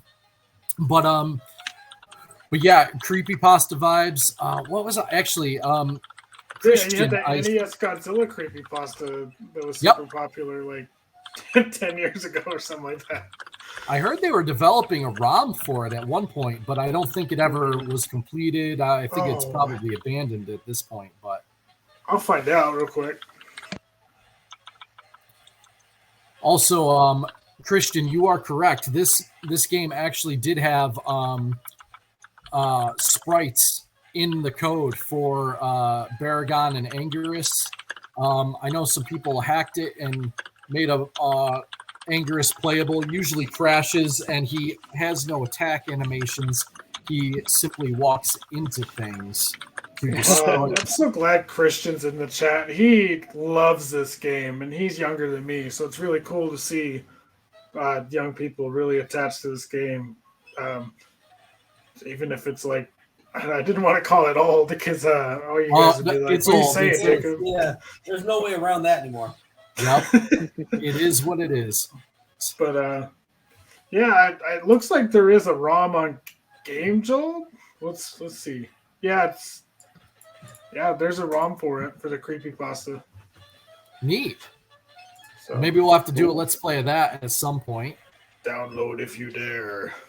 Oh man, I'm so glad you all are joining us. I know this is kind of a slog of a game, but it gave us a lot of time to fill. So this is cool. This is fun. I'm happy sharing it in the group. Kind of got some people in too. That was awesome. A lot of familiar faces for me.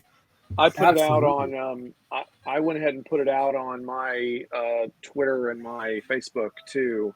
Oh, thank you, guys. Thanks, Matt. Yeah, sure. Yeah, thank you. I really like. I appreciate that y'all are trying to do, you know, an original kaiju thing, and I mean, I am too. And so, you know, how's the phrase go? You know, we got to lift each other up, especially because it's so easy to kind of get stuck in the cycle of the same franchises just, you know, getting redone over and over again, which isn't like I never thought I'd see this much, not just this much Godzilla stuff, but this much kaiju stuff in general. I thought I would be dead before I saw like so much kaiju material coming out. Right. It really is incredible. Yeah, I was saying that too. I just have been bringing up how many original kaiju comics are just starting to explode right now, which is awesome to see. You got like you got Tyler doing Colossal Conqueror just for free for all you guys to just read. You got you guys doing Sector-7. You got Paul. Frankie over here doing Kaijus and Cowboys. The hybrid Western. Frankie B. Washington. I've talked to him and Matt. Love those guys. Paul at AGE Comics doing Fall of Man, which Paul's been super good to us as well. Like just having our backs and everything. Matt, your project your original Kaiju project looks awesome. I can't wait to see it. Speaking of that. Thank you. If you want to plug, please do.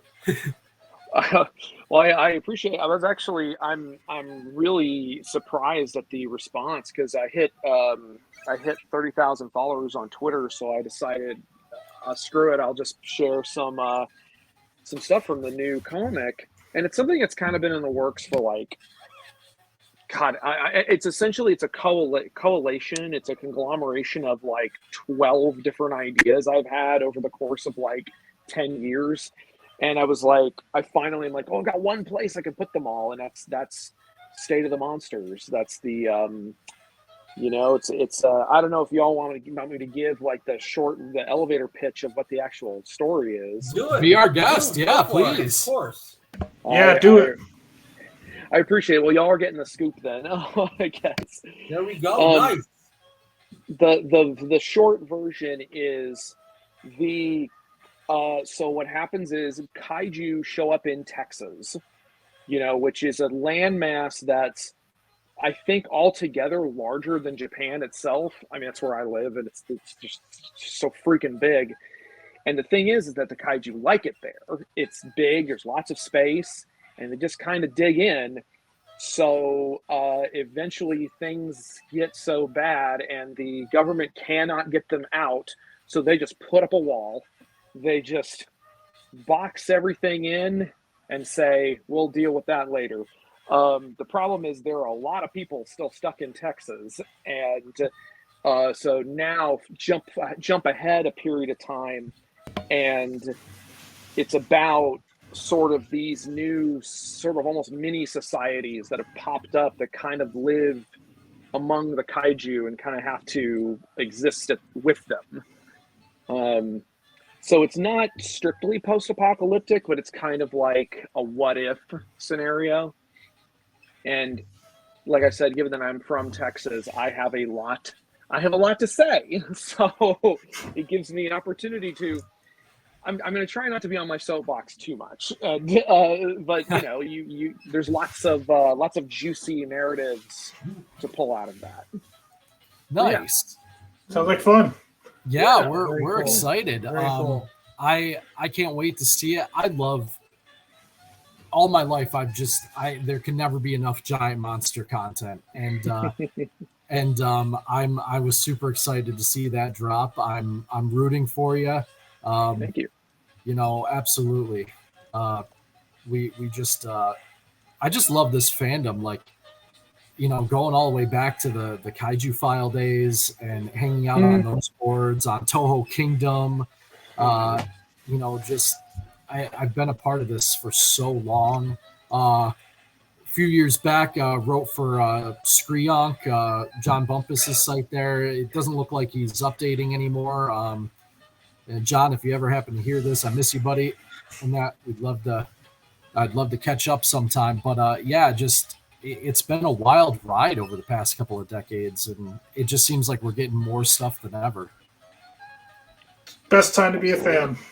Absolutely. If you're Totally. a kid or if you're under the age of 20 now, man, it is such a huge opportunity and a great time to be a fan, because man, I remember still hunting and pecking for VHSs in department stores, hoping I'd find something I didn't know about, because the internet wasn't really a thing yet.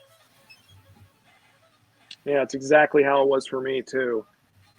You just you don't know what you don't know what you're gonna stumble across. Like I remembered I kind of avoided renting Godzilla versus Biollante when I was a kid because I thought it looked too scary. Because that cover, that Arai cover is so intense. Oh, it is still one of my favorite pieces of art. Super awesome. Bit of a humble brag. Just before I forget, I did get to see the original painting. That's cool. Wow. It was like 6 foot by like 5 foot or something like that. I mean, it's huge. That's And incredible. I remembered like getting really close to it. Like, the thing is in Japan, it was at an exhibit in Japan, and generally they're like, if they put up a sign that says don't touch and don't take photos, people will not touch and will not take photos, as opposed to here in America where you have to jab people with cattle prods. Yes. But yeah, I remembered I was like this close to it. I was like just trying to study the technique and see how he did it and stuff, and it was gorgeous. And I tried to. It said no photos, but I tried to sneak a little pic with my camera, and it was just like this. You can't even see what it is. It's like not focused, and so c'est la vie. But anyway, yeah. Nice. You were gonna say? I don't know. Was I saying something? I don't even remember. I think I was saying something. Yeah. No, you brought up Godzilla versus Biollante, which to this day is my favorite Godzilla film. I absolutely love it. I remember the first time I saw that was in a Blockbuster, and oh man, these guys are beating me back here. But I was walking down the aisle and I spotted it, and I'd never heard of it before, didn't know it had existed. And they used to have a catalog where you could order VHSs from. And immediately I wanted to rent the movie. We went and asked if we could order it. And my parents were used to me being a Godzilla freak, because I had been since I was about 3 years old. And when I say that, like, my parents have laminated, like, or at least they did for a long time. I don't know if it got lost in storage or whatever, but my kindergarten teacher laminated stories I would write about Godzilla during recess while other kids were playing.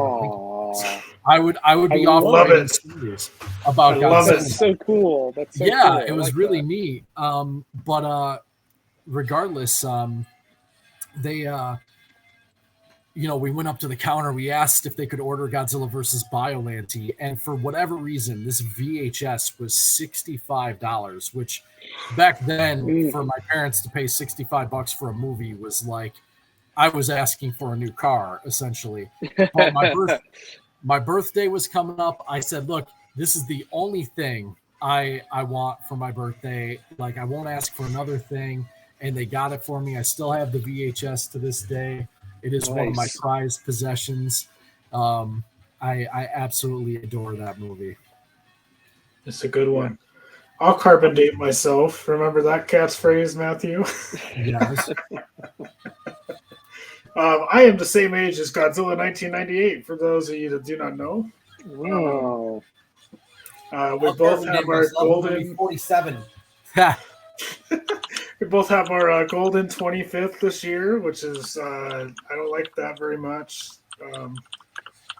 5 years away from 30 sounds terrifying. Yeah, you'll be fine. Blake Beesmans, I apologize if I butchered your name there, Blake, but he's joining us. Said he was introduced to Biollante through Godzilla Unleashed. So nice. Very cool. That was my introduction to Varan. I remember the marketing for that game came out on the website, and they would just like reveal all the monsters in the game, kind of like Smash Brothers does. And oh man, Yeah, makes me miss that. that's it's so funny to think of that there's like a generation of people who were introduced to a lot of these monsters through the video games. I mean, starting, like we were just talking about, seeing the monsters in the game manual for this game, and then people who like played Godzilla Unleashed or Save the Earth or whatever. That's just so funny. Actually, this just reminded me. Have y'all seen these things that they popped up online? You can sort of see it, and since it's Varan, you can see the little. Oh, cool. Yeah, little acrylic. These little acrylic Godzillas, kaiju. Yeah, they're from Games Glorious, is a company. I think they're based in Japan, but the guy who runs it, I think, is Taiwanese, maybe. But yeah, it was super cool, and I bought so many of these little blind bags because I wanted the Varan, and I think I wound up getting almost all of them. Hey, there's Dagora in the background, by the way. For those. Oh yeah, there he is. They're Yep. just like, let's just clone this sprite over and over and make like an army of them. Yep. Sure. And these, I think, are called Dagora cells, these enemies that I'm fighting. If I remember right. That's the the Moonlight SY3 just flew by in the background. Oh, I missed it. Did you happen to see Christian's pro tip, Matthew, from a little while ago? He said if you jump. And yeah, I have done that. Occasionally I've gotten caught with it. I shared my tips for how to beat those fireball things. I call them the horseshoes of death, but they really are the biggest threat in the game, other than maybe King Ghidorah, and it's super annoying to beat. So I do one of two things: either if I'm close enough to the back of the screen, I will back all the way up into it, and that'll minimize the damage time it takes on me. Or I will use Godzilla's fire breath, and it makes it so Godzilla's animation will not stop his forward progress, so I can just kind of pass through it, which will sort of minimize it. I did get caught earlier tonight by one, and before I could do either, and it ended up leading to a death with Godzilla. So. I did forget that Ghidorah fought Godzilla and the Rulers of Earth. Oh, we should have brought that up. Matt's right here. Oh, yeah. No.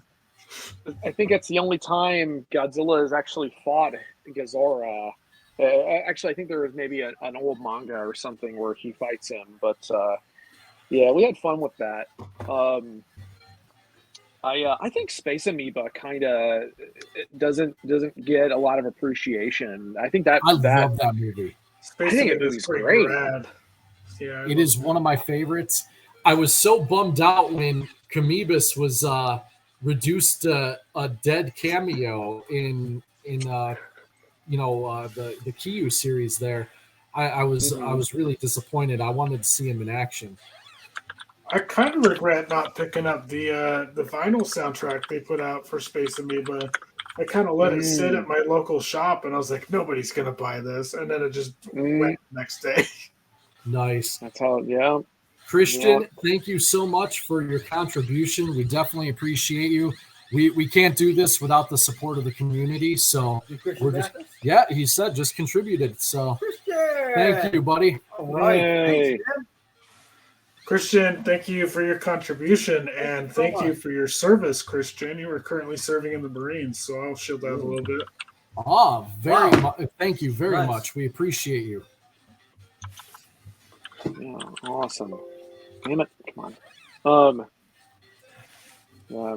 I'm definitely multitasking here because I'm trying to get another project done. Thankfully, I'm mostly done with my work on Space Godzilla, but I've got one other thing that I'm trying to get knocked out today so that I can move on to the next thing.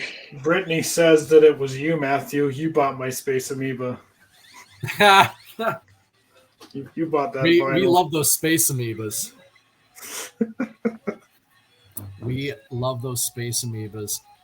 Oh man, guys, this is awesome. And Mr. Frank, please don't apologize for multitasking. We're just thrilled to have you here. This is what we wanted. We wanted to get the community together and just have a blast talking kaiju stuff, and just have such a ton of fun. Absolutely. Have y'all listened to the podcast Godzilla Evangelists yet? No. I didn't know about it until they reached out, and I wound up being on their Final Wars episode. It's really enjoyable. They do a good job. They're very funny. I believe that they met at an improv group, so they actually like have some understanding of comedic timing. Like as opposed to me, where I was mostly screaming and about 50% of what I said was funny. But it was a really good. It's a pretty good podcast, so I recommend folks go check it out. It's as it is with a lot of podcasts, it's like the main guy, the central figure is kind of introducing his friends to the broader Godzilla canon, and it's really funny because one of the co-hosts who's doesn't know a lot about Godzilla, she had some really fun stuff to say where she's just like, oh, they're walking off into the ocean again. Like, yeah, they do that a lot. That's a good trope. Don't you dare talk crap about it. Well, you have to think about it from the perspective of somebody who's watching all of them for the first time, and they're just like, "Oh my god!" I did that too. I did that to my friend group here in Utah. I started one of my friends with Son of Godzilla, and oh my god, why would you I love that movie. I do too, but still. Yes, I know. He loved it. He was hooked. He is just as big of a fan as I am. So you gambled. You gambled and you won. He picked it. He picked. I laid them all out. I laid all the DVDs out. And I was like, okay, pick one. And he was like, Son of Godzilla. And all right, let's do this. this. Sony DVD cover.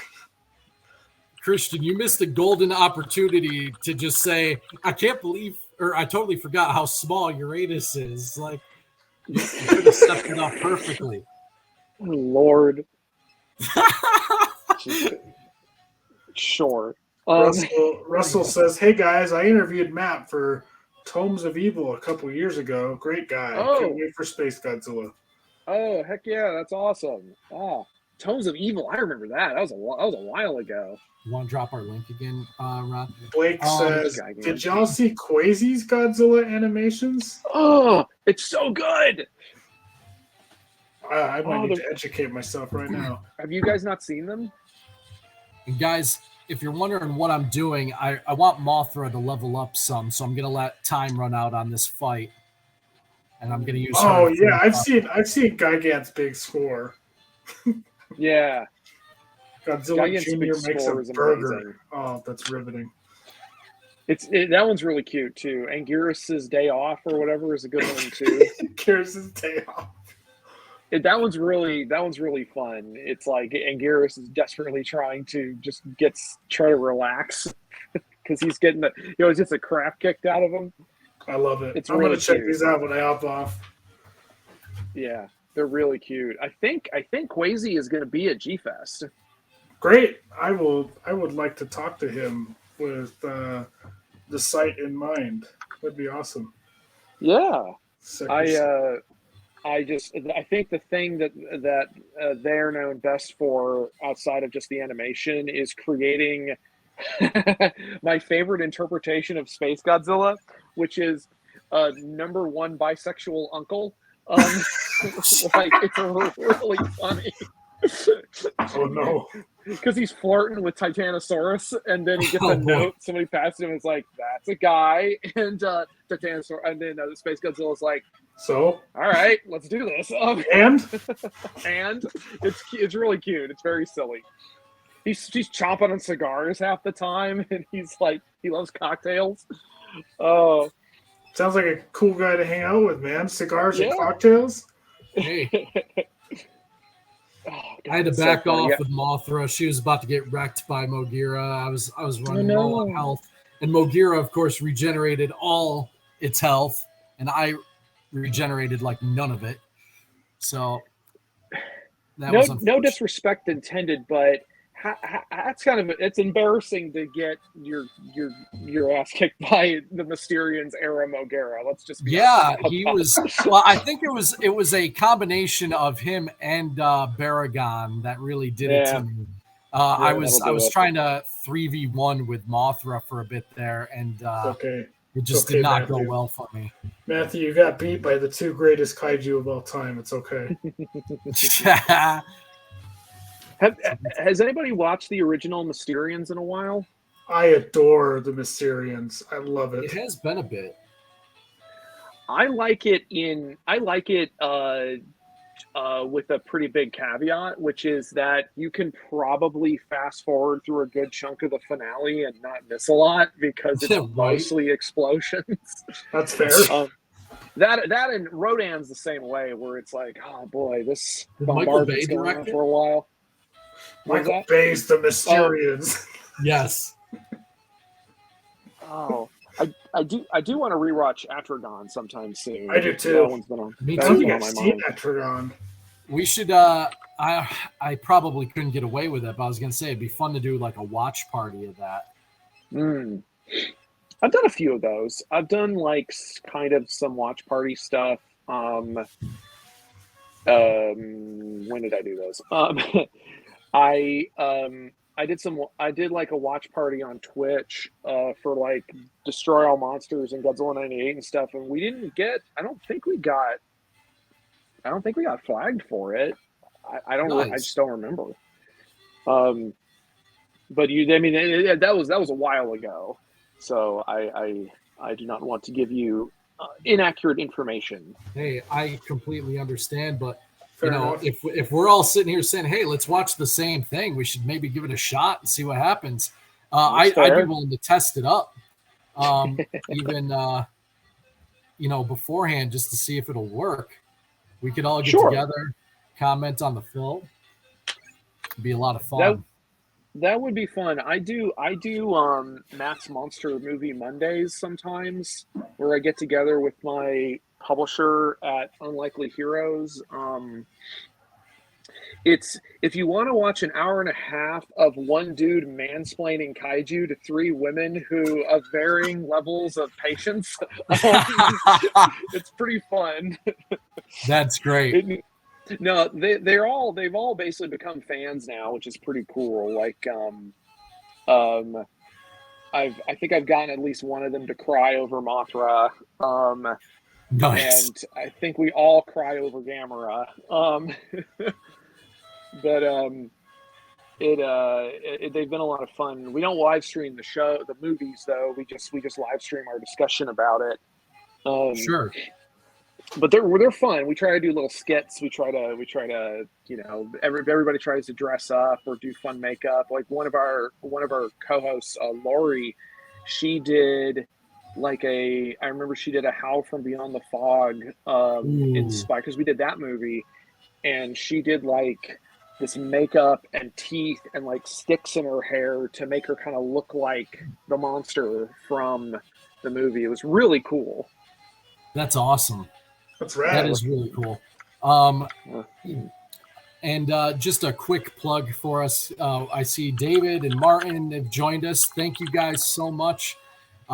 So my name's Matt Boyce, and I'm here with my partner, Ron Mozicki, and we are doing this tonight in honor of our campaign launch for a new kaiju property called Sector-7.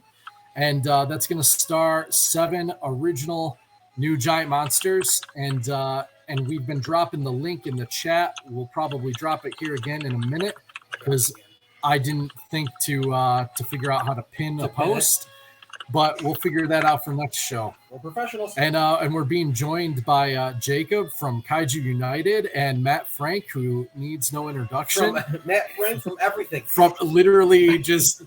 He is Kaiju Comics he's I try. Absolutely. We appreciate you very much. Sure. Like I was saying, I'm excited for the project. I'm excited for the comic. We need more voices in the kaiju community. trying new ideas, trying some new stuff out there. I totally Yeah, agree. I'm just happy there's stuff. There's something for everybody out there. Like, even if Sector-7, I hope it is. Even if Sector-7 isn't for you, then something else will be, because there's so much stuff that's kaiju coming out that's original. Absolutely, and that's the thing. There are so many great projects out there right now, and we're not quitting. We're in this for the long haul. We believe in the project. We believe in the story, and we think that that you folks will really enjoy it as well. So that's why we're doing this. Is just I love the genre. So here we are, and I love comics. oh yeah, and Ron loves comics. That's right. So And Godzilla. yep, and I love comics, but I just love Godzilla more. Yeah. I know a lot more about kaiju than I know a lot about comics. I feel like I can call You myself probably know about comics like I know about kaiju, right, like enough to talk about. right. You know what I mean? And then we're basically just like reversed in our knowledge base. Right, exactly. There's Gotango in the background. I don't know if we've mentioned that. There's Way up there. Sprite. It's popping out of the rocks. Yep, popping out of the rocks. That's kind of what made Matt, Ron, and I bond. Is I love comics and I love kaiju, so I can talk to both of them. Yeah, Yeah. absolutely. We're all in the same niche, and I definitely. What was your first comic? What was maybe not your first? What was the one where you said, "Okay, I'm a lifer. This is it." Oh man, I gotta narrow it down. So the first comic I Yeah, ever there's owned. got to be one that you were like, okay, like it really hit you differently. Steve Ditko's Doctor Strange run from the '60s, Wow. by far. Okay. Hey, that's That, a cool. Nothing wrong with Steve Ditko. That'll hit a lot of people. That kind of made me serious about comics. I always read them for fun when I was a kid, Yeah. but when I picked up that run, I was like, okay, this is cool. I get it. Like my first comic I ever owned was a random issue of Fantastic Four that was packaged with the Marvel Legends figures back when they did that. I actually had that signed by Stan Lee, not because he worked on it or anything, but because it was my first comic book ever. It was just, Nice. Nice. from a figure. Like you've actually got like Stan Lee's actual signature on it? Yeah. Oh, nice. That's awesome, dude. That's awesome. Yeah, he came to Salt Lake City Comic Con in 2013. Salt Lake City. Yeah. Okay. You guys, that's kind of a big one, right? Yeah. At our peak, we were third place behind New York and San Diego, but then some fun stuff happened, and I think attendance is a little down, but that's okay. But, I was gonna say, I got mine right here. What is that? This is I see it's like a T-Rex. What is that? It's Age of Reptiles: Tribal Warfare by Ricardo Delgado. Interesting. Wow. This is the copy I've had since I was like in grade school, and I remembered it was a different kind of dinosaur comic. Different. I had never seen anything like this because as I was going through it, I saw this panel. If I can get it to line up. Damn it! Come on. Right. No.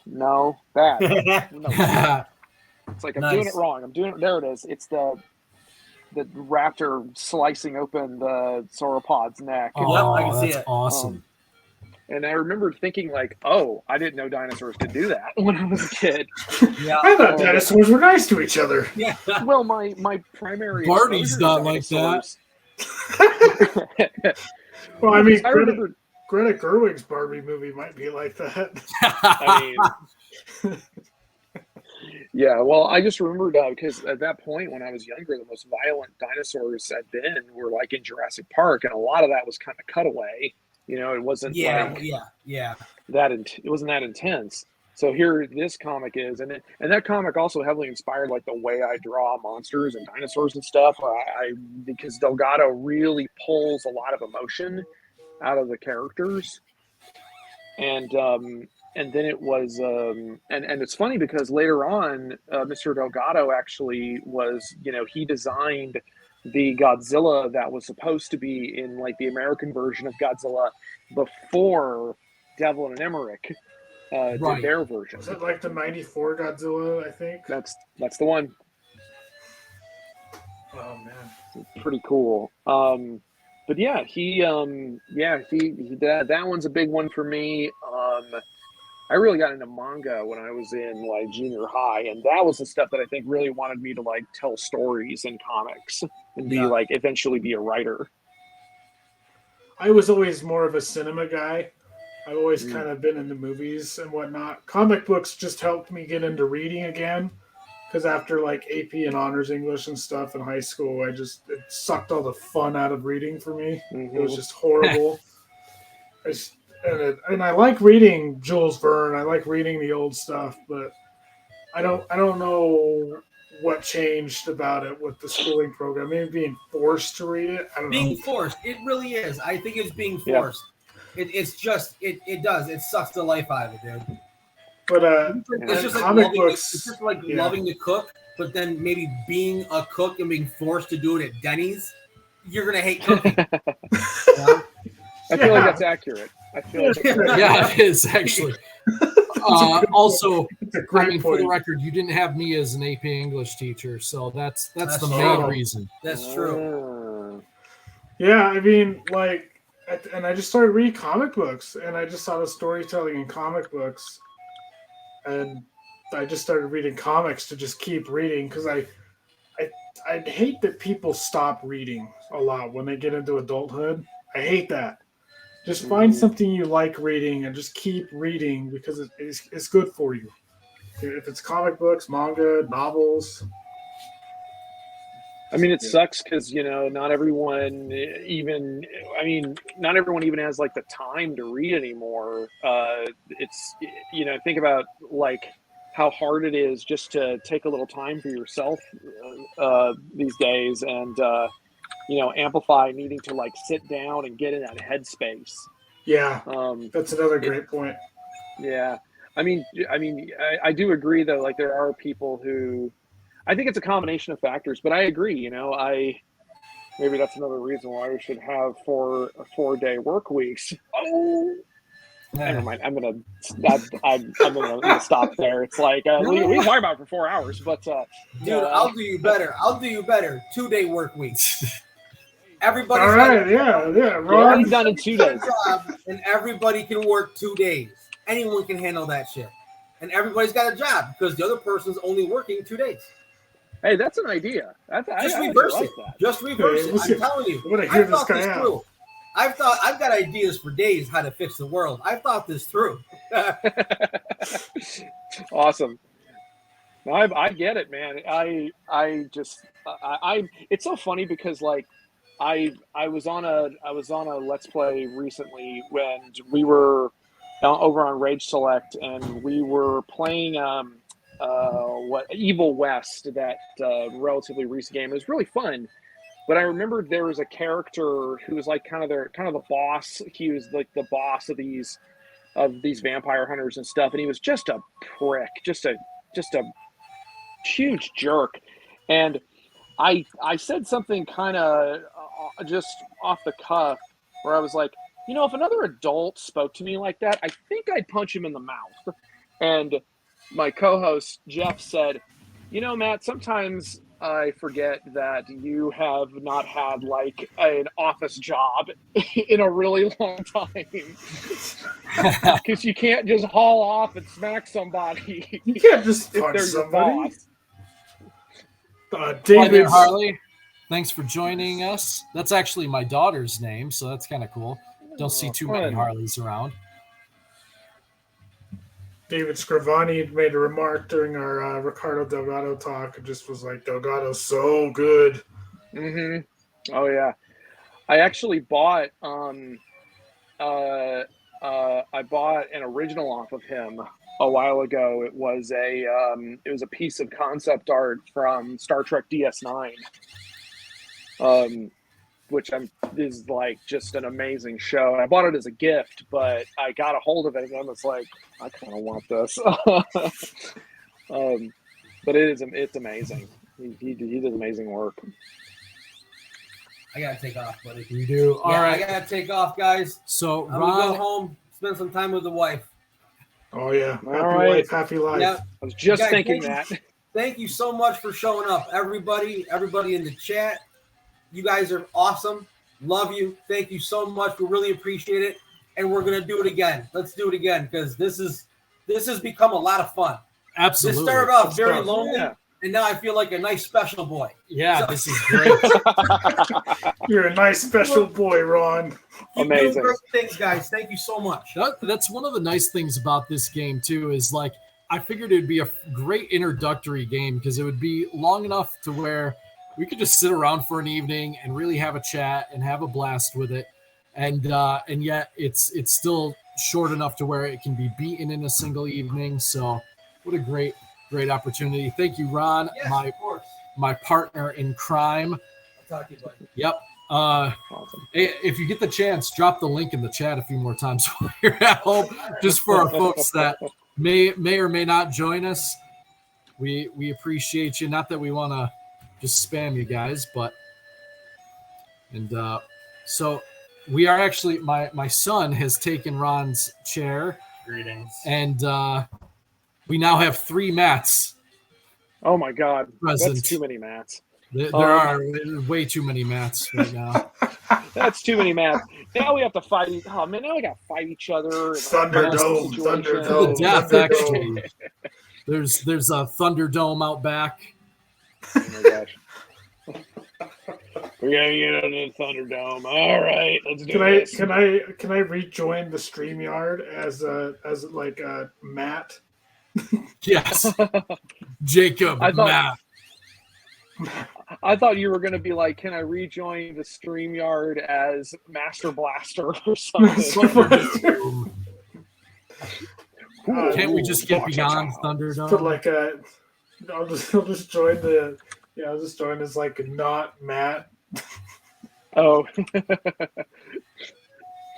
Ah, the one guy with good sense. Definitely not Matt. That's awesome.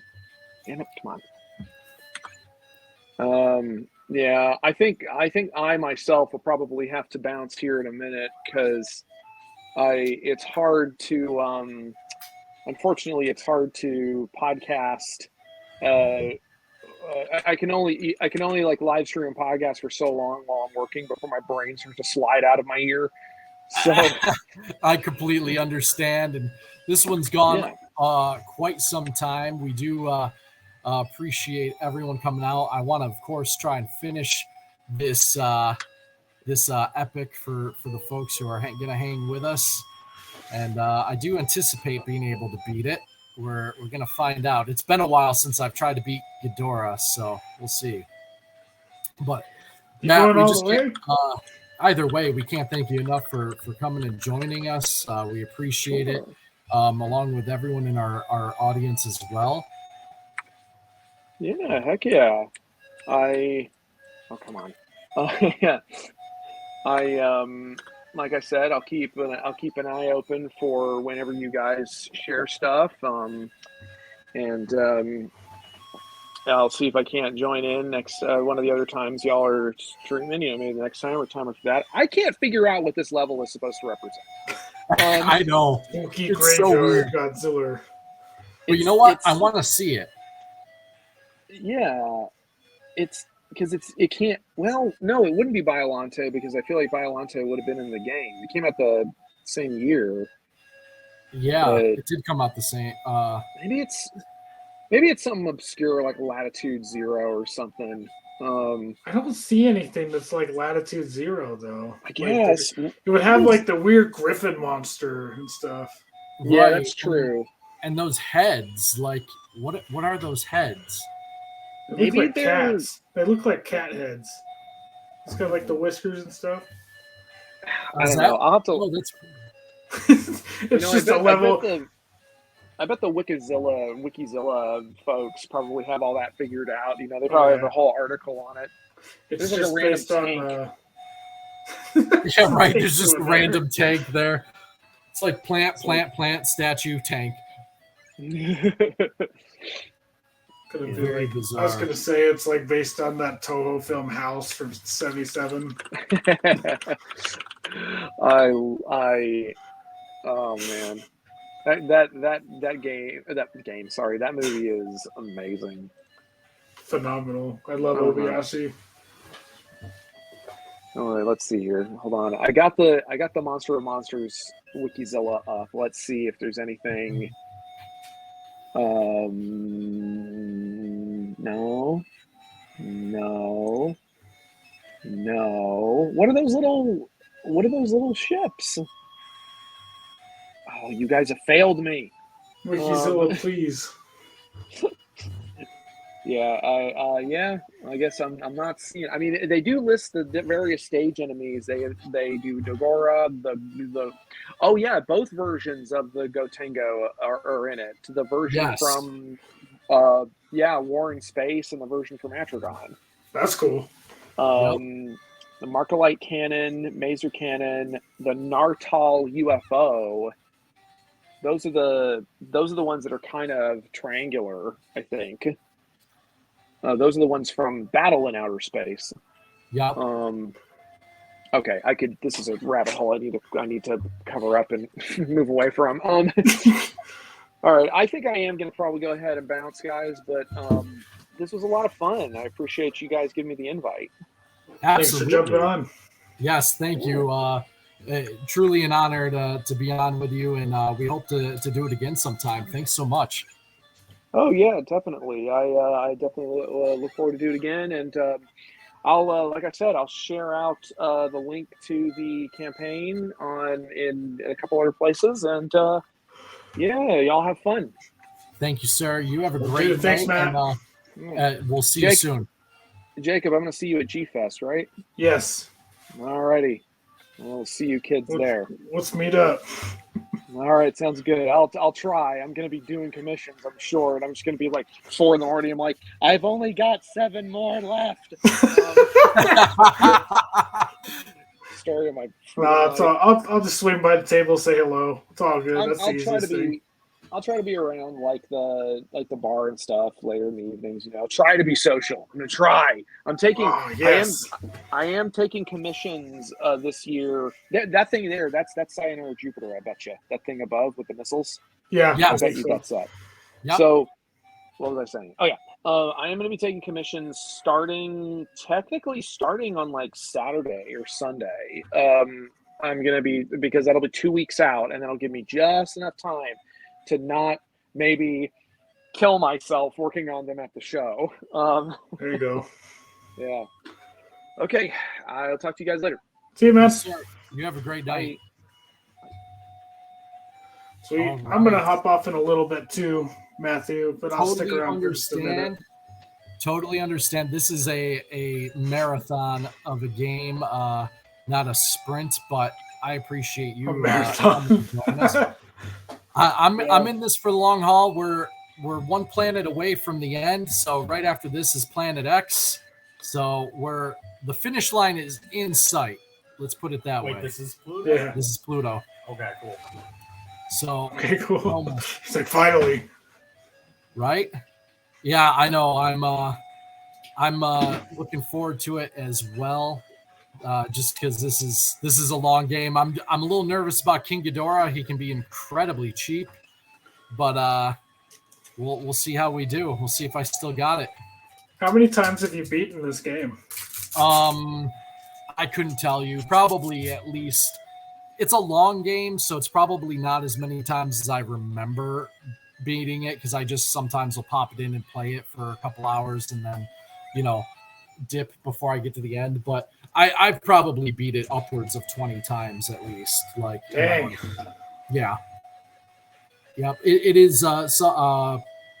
Christian mentioned earlier it's his favorite Godzilla game. I think I really have to say that too. I love the Pipeworks games, of course. Love the PS4 one, even though it's a little bit repetitive. But or Yeah, well, a lot of bit repetitive? The replayability it has is pretty fantastic, though. I mean, yeah, unlocking some of the characters is a lot of fun for sure. Like, but it is kind of it's a process. It is a process for sure. It'll But take I do several think this playthroughs. is my favorite Godzilla game. Just the atmosphere, the obscure kaiju, all that, the references. It's really made with a lot of love, I feel like. It's and it I think it earns its cult following, and just a lot of people love it. There's whether that's like your story growing up on it, or like Christian that just really likes retro games of yesteryear and just loves the game itself. Just there's different reasons people love it. It's really cool. It stood the test of time. Absolutely, and still really playable. I remember, I don't know if you've ever heard of the Angry Video Game Nerd, Love it. but he kind of trashed the game. I remember being really like, I don't know what I expected, I guess, but I was like, I think it was way too harsh on it. Like, yeah, there's a lot of BS about it, but for the era, I think this was about as cool as a Godzilla game was going to get. And I really wish they would have done the Rodan game that was advertised in Nintendo Power, but we never saw it. Sick. That would have been sick. I actually have a GIF or a JPEG of the ad from Nintendo Power. I'll have to post that to our Twitter at some point. Can you send that to me? Absolutely, I'll send that to you. It's just a cool relic from back in the day. But Nintendo Power had a couple. It was always cool to see Godzilla mentioned in it. Like, it was like, oh man, this is awesome. I mean, not to show the website here, but you used to write for Screonk. That might be a cool article talking about like the Rodan game that never happened. Yeah, no, and absolutely, I would love to do something like that, and I'd have to see what information I can find on it, because it is exactly. That might be the only problem. Of that one thing. But yeah, for those who don't know, I didn't use my actual name back then. I don't know why. I felt using a pen name was cooler, I guess. And I wrote a few articles for Screonk.com way back when, and that was a lot of fun memories for me, of course. But yeah, I'd love to come and please plug your website while you're here for anyone that doesn't know.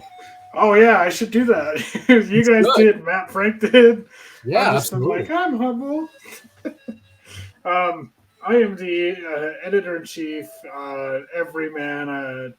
Basically everything but graphic design and logos and visual stuff I do for Kaiju United. So I'll host most of the interviews, approve submissions for the website. I built the website with my hands. Everything Kaiju United, I'm kind of the main guy. Of course, we have Rachel, who's the visual editor, and she does a really good job. She made our logos.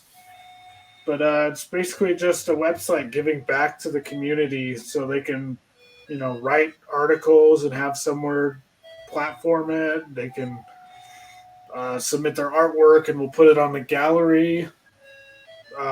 Just anything, man. I know we had some how to draw kaiju video tutorials. We're going to drop fan fiction on there in a little bit. Just anything that the community of monster movie fans and kaiju lovers enjoy doing that brings them together in this community. We're going to platform on the website. Nice. I love it. Actually, for those who don't know, years ago, I started a website. It kind of died in infancy. I had some life happen and wasn't able to really see it through to the vision, but I recently reacquired the domain kaijutopia.com, and that's kind of what you described as kind of my original vision for that.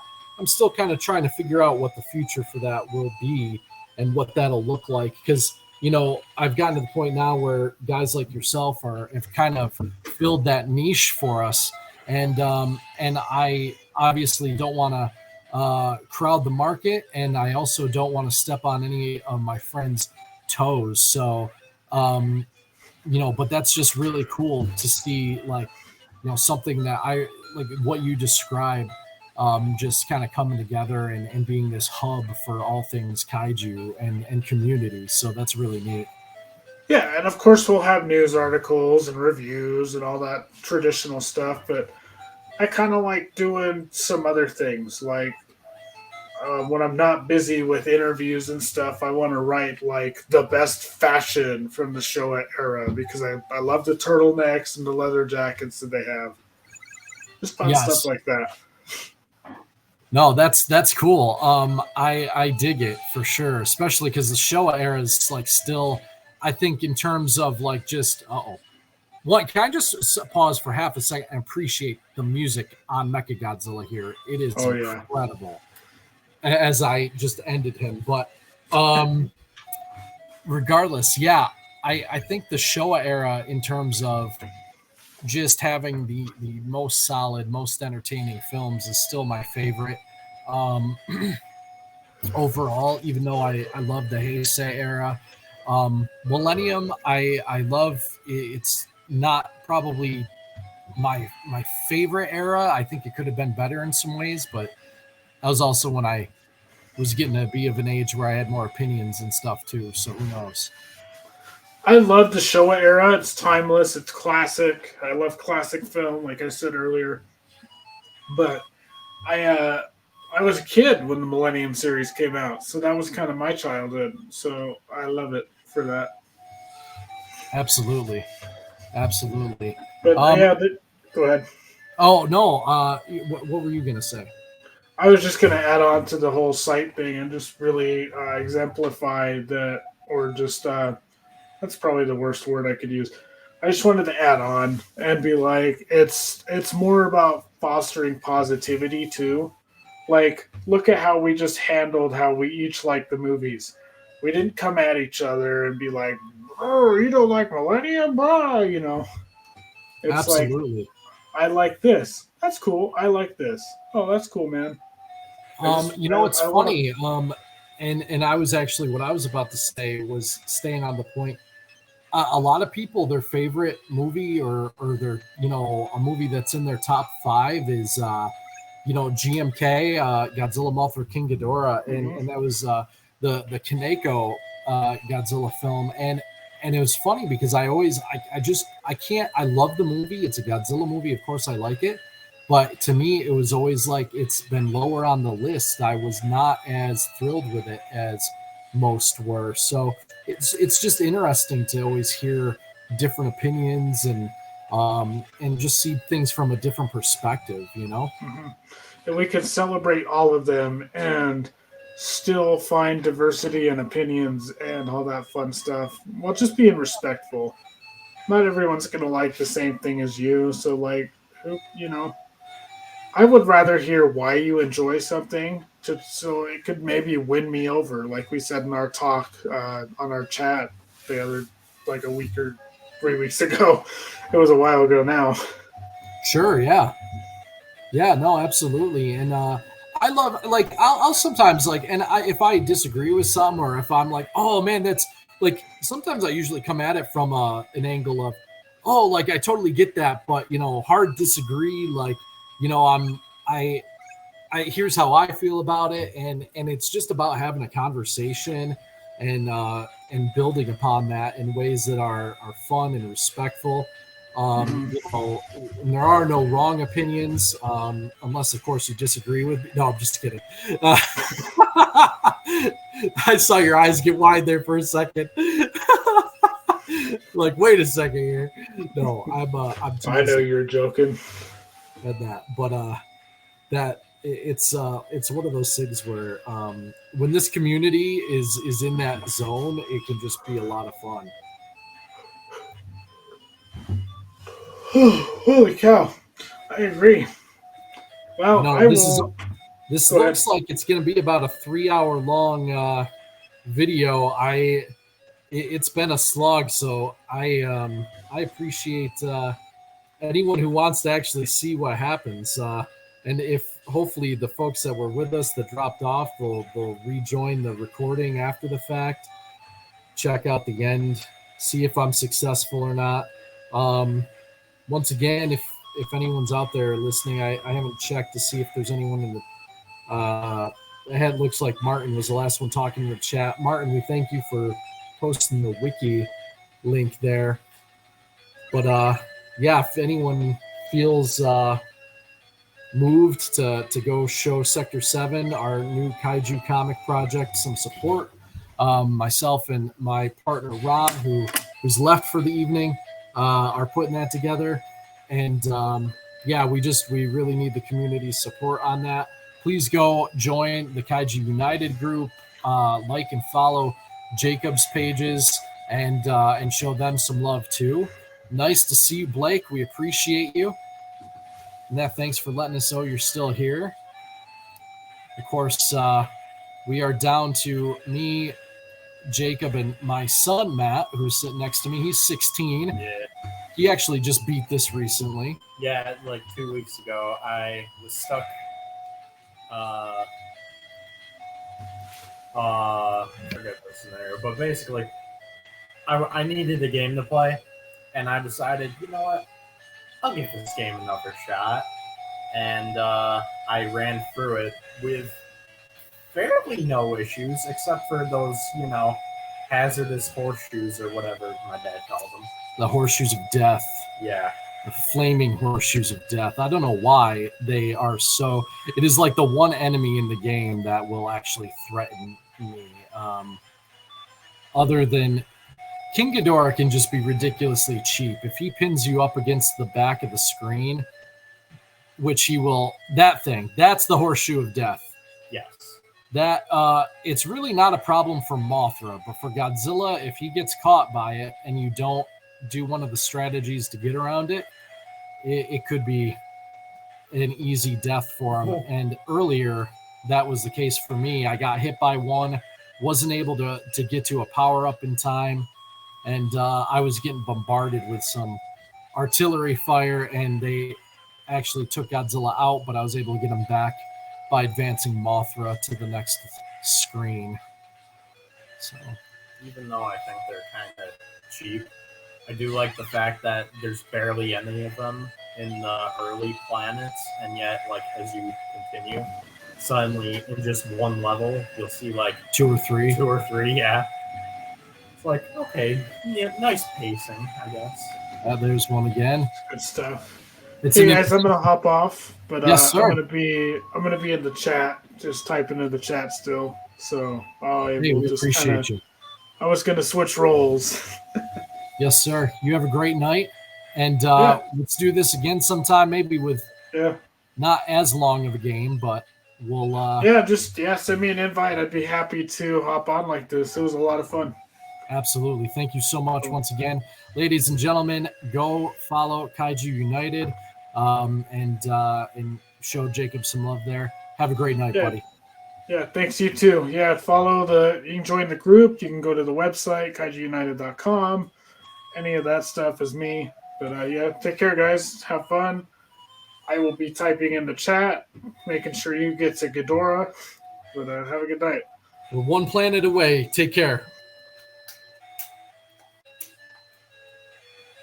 Oh, what a night it's been so far. You do realize that if you don't make it to, if you don't beat Ghidorah, and don't get past the final level, it means I'm officially better than you. Oh yeah, you're gonna take Dad's video gaming crown, huh? For this one? Yes. Well, all right. Well, you can do that, but you got to beat Ninja Gaiden too. I mean, as in you also have to beat Ninja Gaiden. Well, I mean, I did start playing Ninja Gaiden. It was a fun time. Yeah, I bet. I got to Act 3. It's all good. It gets real fun at the end. Yeah, I bet. I'm already dealing with,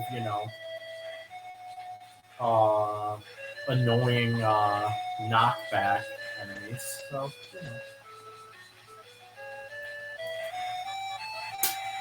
It's okay though. That game's music is good enough to. I'm okay dying. That is one of the better soundtracks on the NES, that's for sure. Oh man, I want to thank everyone too. I feel like tonight's been just a wonderful time, wonderful success. Just did what we set out to do, which was get some eyes, together, have some fun playing a game. I know it's this is one of the biggest criticisms of this game is how repetitive it is, and it certainly is that, but it's still one of my favorites to look at. Just a beautiful NES game, beautiful sprite graphics, great sceneries, just excellent soundtrack. One of the coolest rosters in just obscure kaiju rosters in any Godzilla game. Just a wonderful, wonderful property. I was so glad to have the opportunity to be exposed to this as a kid.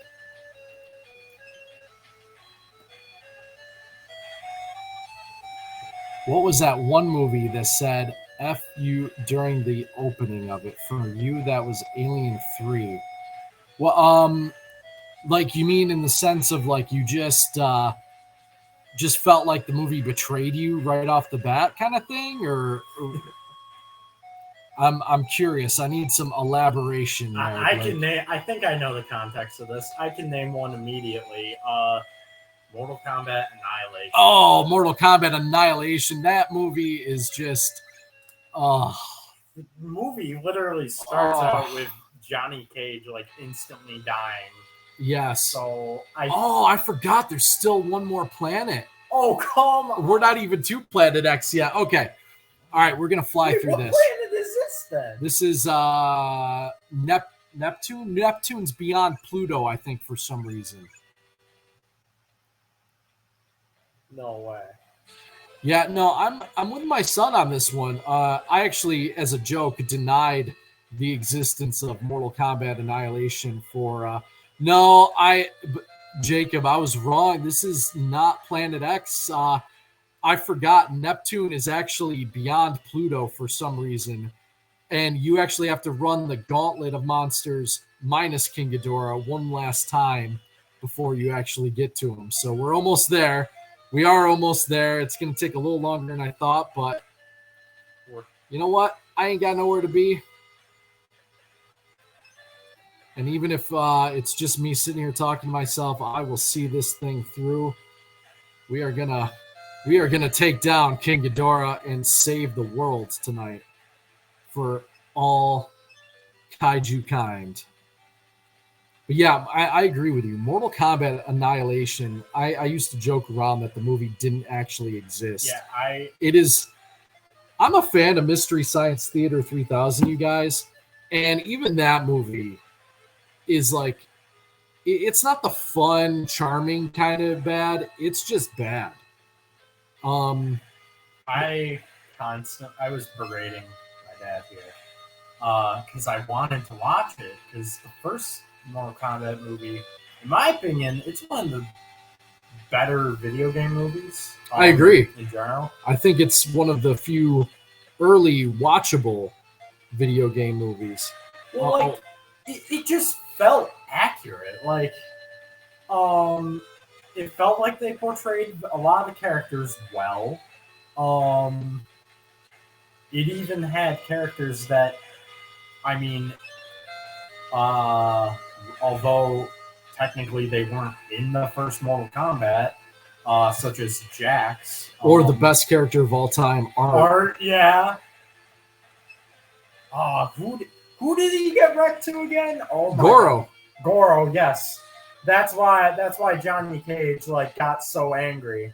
And it's like, oh no, this guy I just met died by a four-armed dude. Like, it was a very weird setup, but oh look, this guy who's a fan of my martial art movies is just yeah, it was like, listen, no one's going to confuse the first Mortal Kombat movie with Shakespeare by any means, but it was definitely entertaining. Had a killer soundtrack. Reptiles theme. Reptiles theme was incredible. Just the techno, the martial arts, the choreography, everything was just amazing in that movie. So it's still very very near and dear to my heart, that one. But Annihilation just kind of ripped out my heart and stomped on it, for lack of a better term. So, I'd agree. Yeah. I remember watching that movie, and the whole time I was just sitting there like, okay, it's gotta get better than this. And it just did not. It was just not good. Like, there's no other way to put it. yeah, no, that's pretty accurate there. There's really no other way to put it. It was not good. And oh man, they didn't give me a stage before Mogira. That's weird. Normally when you initiate a battle like that, it gives you a stage to prepare for them. Still dealing with almost half health, so I got to be kind of aware of that as other monsters approach me. But the only ones that you gotta really worry about, in my opinion, are like Baragon, Gigan, and Mechagodzilla. And yeah, coming from the guy who only beat this game like 2 weeks ago for the first time. yeah, But like, despite that, Varen is like one of the easiest fights in my opinion. Like, something about him, just like, I can just destroy him as Godzilla and Mothra fairly easily. The only monsters I think are like genuinely challenging, again, Gigan, Mechagodzilla, and well, obviously Ghidorah, but that's a given.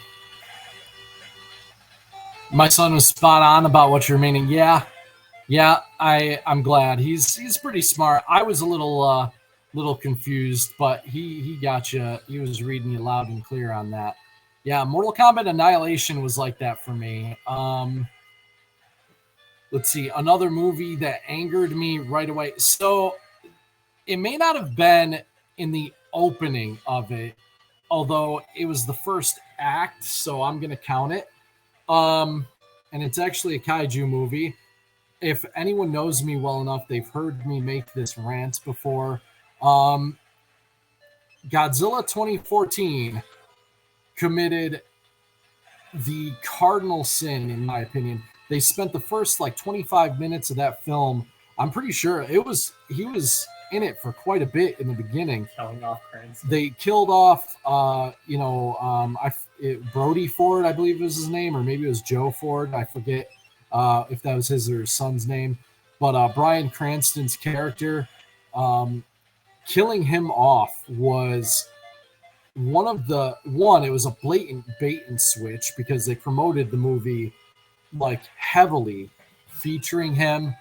And then they never really replaced the emotional anchor that he provided in the rest of the movie. You had his son who was just kind of stoic and didn't really do a lot to carry the movie emotionally. And I thought it would have been almost perfect if they had just waited till the end of the film. Two things would have made that film a top 5 Godzilla movie for me. The first would be waiting till the end of the movie to really capitalize on the death of Bryan Cranston's character, make it an emotional sacrifice that he makes for his son. That would have been a much better way to go out. I know Ghidorah always gets me cornered. Does almost no damage to me at this point, though. So it's just basically waiting for him to get off me so I can do this. And so, just having an emotional tie to that movie was so important, and they just lost it with the death of Bryan Cranston's character. So that would be mine, where I was just really angry by the end of the first act. Like I really wanted to see more of his character. Yes, everyone was. He is the one that knocks. I mean, come on now. Yes, we want to see that. Let them. When Serizawa was saying "let them fight," we all thought it meant Bryan Cranston got bigger, Jet Jaguar style. No. See, when I think of anyone getting secured, all I can think of is Rita Repulsa going, "Make my monster grow." Hey, I'm fine with Rita making Bryan Cranston grow. Rita Repulsa, yes. Make a giant Walter White to fight the Power Rangers. Okay, this whole cast just went in a weird direction, but hey, I'm good with it. Well, I mean, my ultimate fantasy as a little kid, because I didn't grow up with Batman the Animated Series. I grew up with Ultraman, Godzilla, Power Rangers, and then TMNT. Oh, Right. and one Gamera film, and that would be Gamera vs. Square. So my ultimate fantasy growing up was Megazord. Oh, yeah, weird direction. Only on this channel will you hear about Rita Repulsa making a giant Walter White to fight the Power Rangers. This is exclusive content right here. This is brought to you by the guys at Sector-7. And yeah, I'm sorry, son. What were you saying? Oh no, like, so my ultimate fantasy growing up was like Godzilla and, like, I don't know, like Ghidorah or Gigan, your choice. Fighting Gamera and Guaron, fighting Megazord and Dragonzord, fighting Ultraman, and the Baltan, because Baltan is my favorite. Yeah, so yes.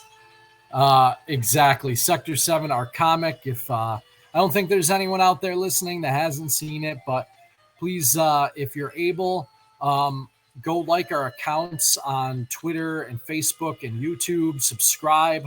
All that stuff really helps us get over in the algorithms. We're just starting out. I'm a single dad. Like I'm an educator. I do this life solo right now, and we're just trying to make a couple of dreams come true. I got my 16-year-old son sitting here next to me, and if anyone has the means, please toss a few bucks at us. Get yourself a comic book. We'd love to be able to entertain you and just share some cool kaiju stuff. With that said, yeah, I agree, Blake. The Batman the Animated Series was great. That was a favorite of mine growing up as a kid. Really was kind of like, for a lot of years, the definitive, in my mind, like, kind of Batman sort of vibe for me. Mark Hamill's Joker was the Joker to me, even more so than Jack Nicholson, and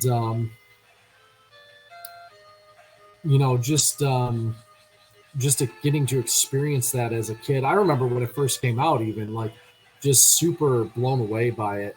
Really cool vibe that it had, and actually, one of my, she's kind of almost uber popular now, but Harley Quinn, I was an early adopter of her as one of my favorite characters, and that led to my daughter being named Harley. So I was doing it before it became kind of popular.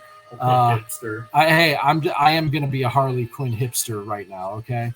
Because I was doing it before it was cool. My daughter's 12 years old at this point, so I bet you won't find many that were out there before Suicide Squad, or at least before the Arkham City games, the Arkham Asylum games. I mean, whatever, the Arkham series. You know what I'm talking about. Yeah. I'm getting tired. It's almost 11 o'clock. We've been at this on nearly 3 hours. We got one more planet to go. Planet X, however, is pretty much a straight line. So that's one advantage of it. You basically just run the gauntlet of monsters one more time. It is kind of a slog at this point. But hey,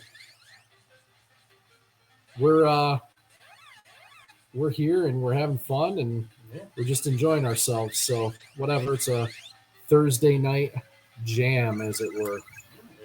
And to go back to the Batman the Animated Series, it's not that I had zero experience with any other cartoons and stuff like that. In fact, when I was at my grandmother's house as a kid, she had this VHS tape of Mask of the Phantasm. Yeah. Yes, and now I have my DVD, so I'm going to rewatch it real soon because. Well, that was the film that coincided with the animated series. Well, it's so good. I remember it being like, I remember the scene in it where, and spoilies, I guess.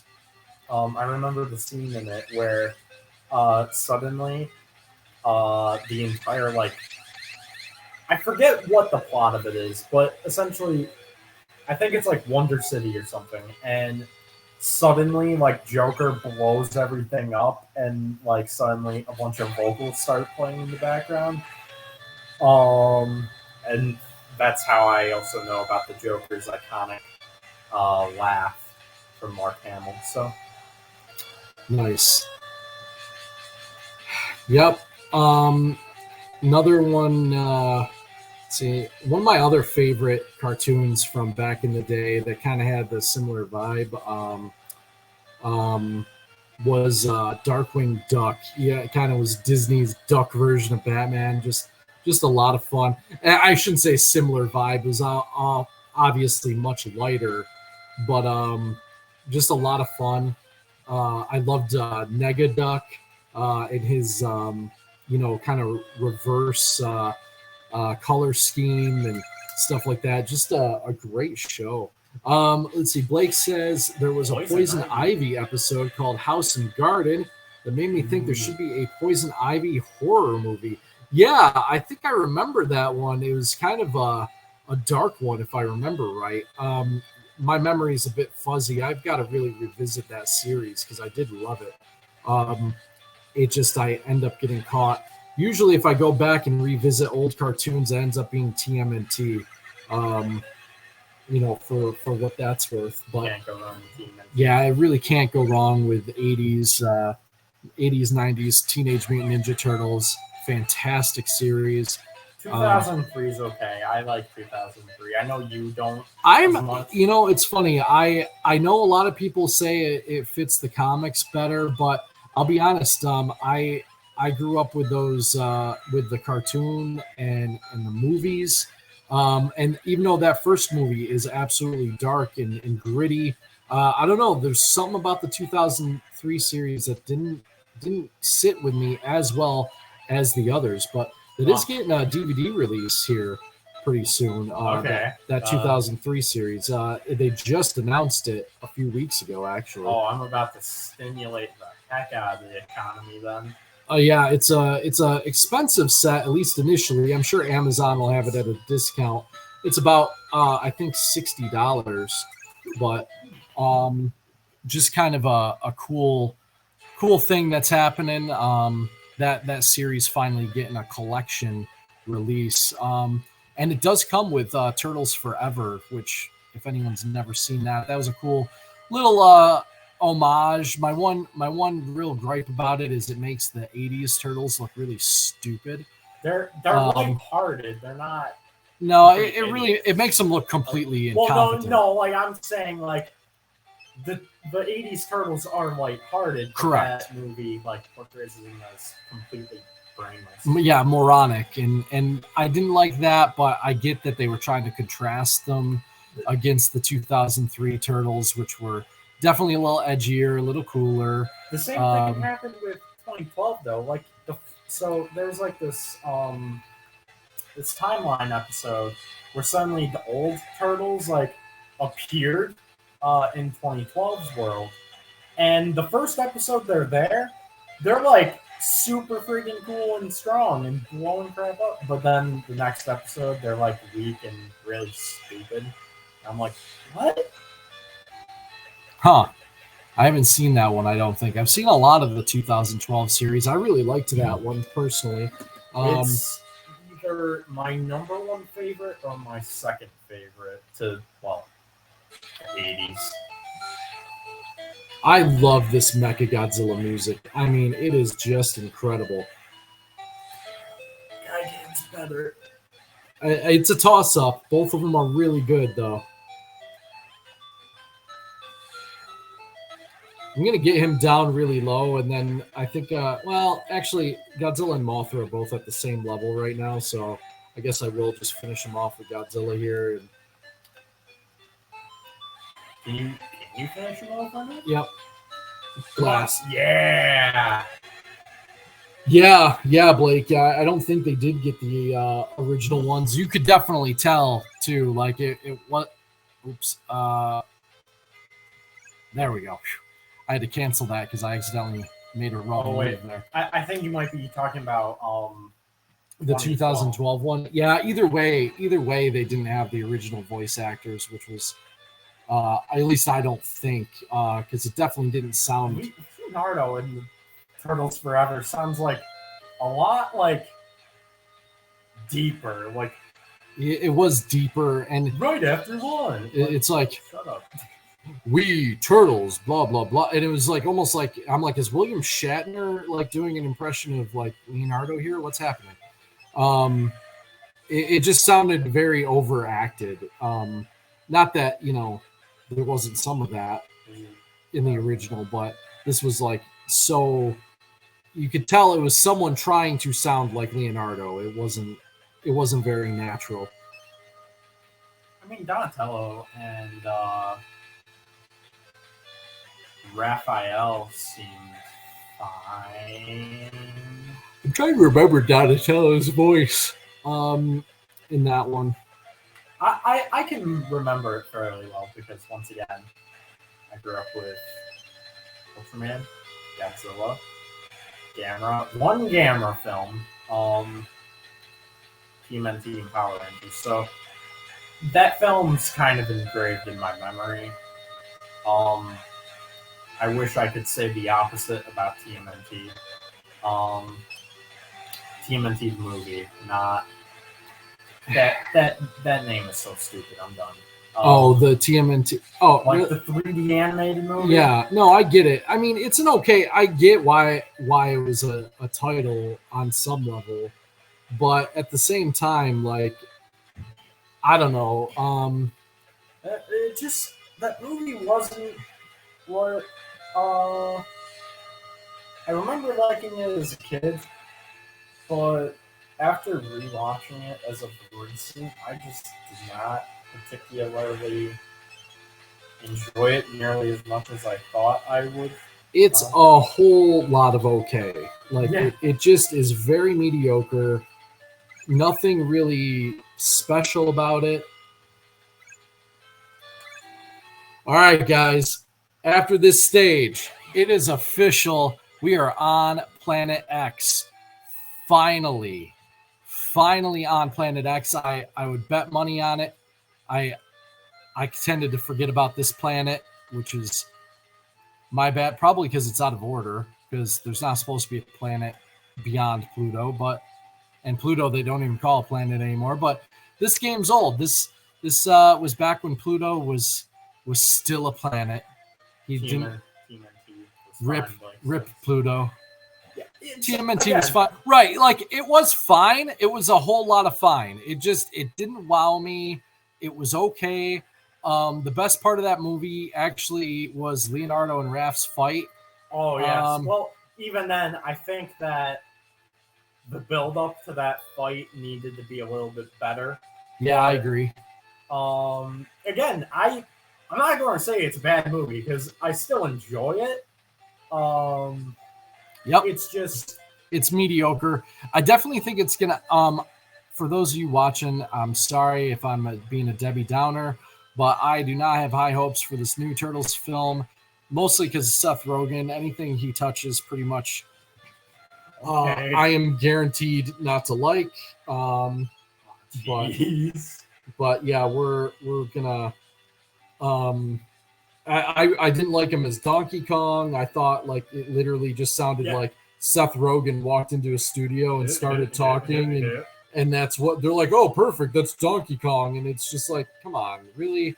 Like, I thought Jack Black in the Mario movie. We're talking about the Mario movie, by the way. I thought he did such a phenomenal job as Bowser, and even Chris Pratt, did enough of put enough effort in the Mario where a lot of my like. I'm not going to sit here and say he was the perfect voice for Mario, but I think he definitely did his job and did it well. And then you just have Rogen that's like, I can't. Thank you for Seth Rogen's here in the studio with me. He's all he does is laugh, guys. He doesn't actually talk. He just does that goofy laugh. Ninja Turtles film looks good for the next generation of kids. I grew up with this new show. Yeah, you know what? I'm actually fine with that. I'm just hoping that it doesn't end up being like, for me personally, I'm really hoping it doesn't turn out to be just a whole like kids comedy movie. Get kids in the turtles, but also like, I don't know. I don't want them to, not to say dumb it down, but it's okay. You can say dumb it down. Oh.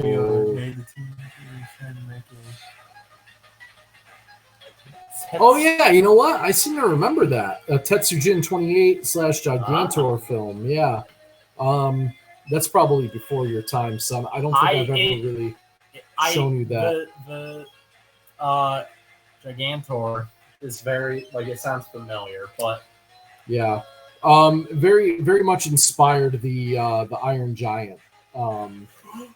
Yeah, which right.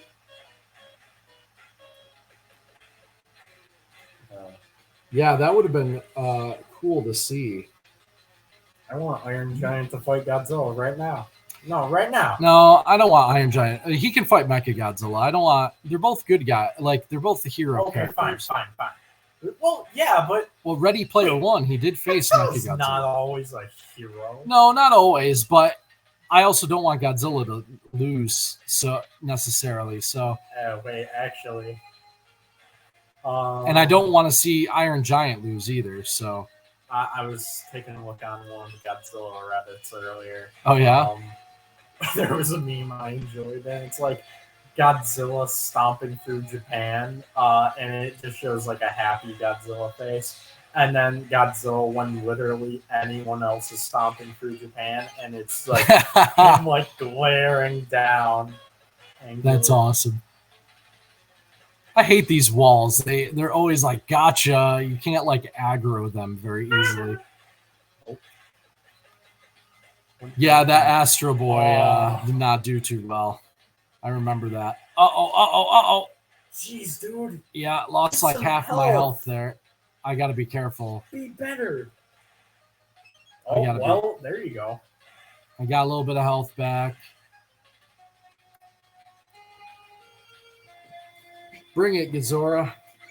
Okay, you know what video game series I really want to just come back like hardcore that was in its prime during the Super Nintendo era? What's that? Mega Man. Yeah. I feel like it's still it's a series that still gets games every now and then, but like the games are. I think Mega Man 9 and 10 were supposed to be pretty great. Well, 9 and 10 were great. I played through 11 on the Switch, but it's different. I don't know how to put my finger on it, but especially 11. I kind of wish Mega Man was getting pumped out like crazy. You're right. Tetsujin 28 was the one. Inspired Johnny Sacco and his giant robot, which I love. Excuse me. yeah, really inspired that pet robot type idea. That's a great observation. I reminds me, I gotta get Johnny Sacco. There's there's a cool one on YouTube. You can watch the whole series. It's it's always translated a couple of different ways for me, but it basically it usually comes up if I search giant armor Mikazuki, and it's kind of got that giant robot um, vibe. There's a kid in it who can kind of interact with the giant robot. The kaiju are really unique. Um, like the first episode, they fight a giant like watermelon monster. Like it starts off as a slice of watermelon into the sky. It literally becomes this Biollante type creature. Really, really unique idea. The next one's like a door that's like kind of demonic looking. Like really neat kaiju ideas and just a lot of fun. That series. Super Sentai crap, isn't it? No, it No, like- kind of is inspired by some of that stuff. Okay. Not so much Super Sentai, but Okay. more of that. I feel like Johnny Sacco, space giants type vibe I get from it.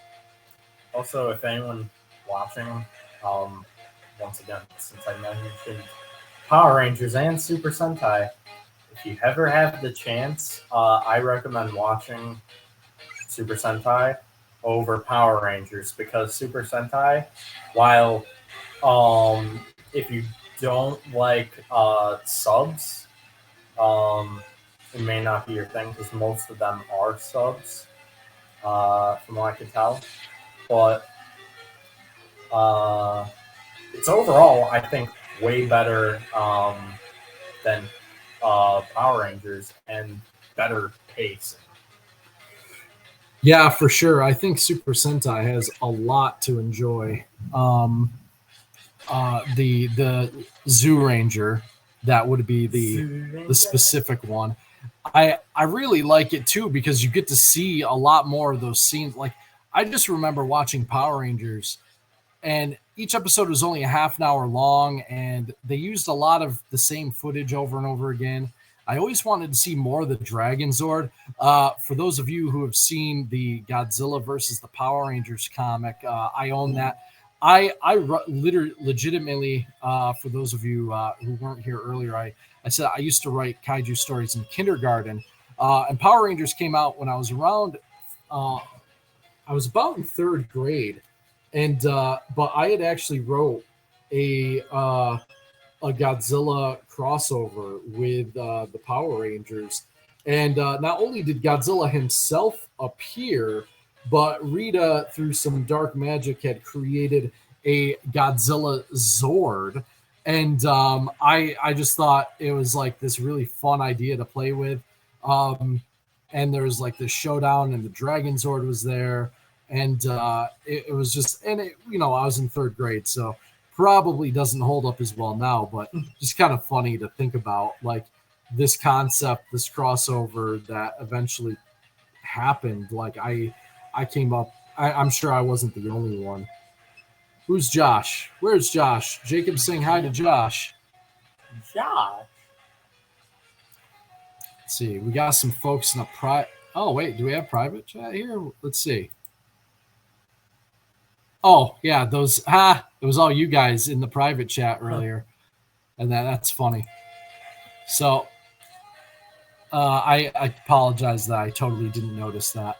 Wait, now the chat is gone. Chat should still be there. Hang on. Oh. Okay, never mind. Here. There we go. So hang on. Let me see. Reorganize this. Sorry, guys. I'm gonna go back to comments here. I think. Whatever you do not end the stream. No, I'm not gonna end the stream. There we go. Now I can see comments again. Sorry about that.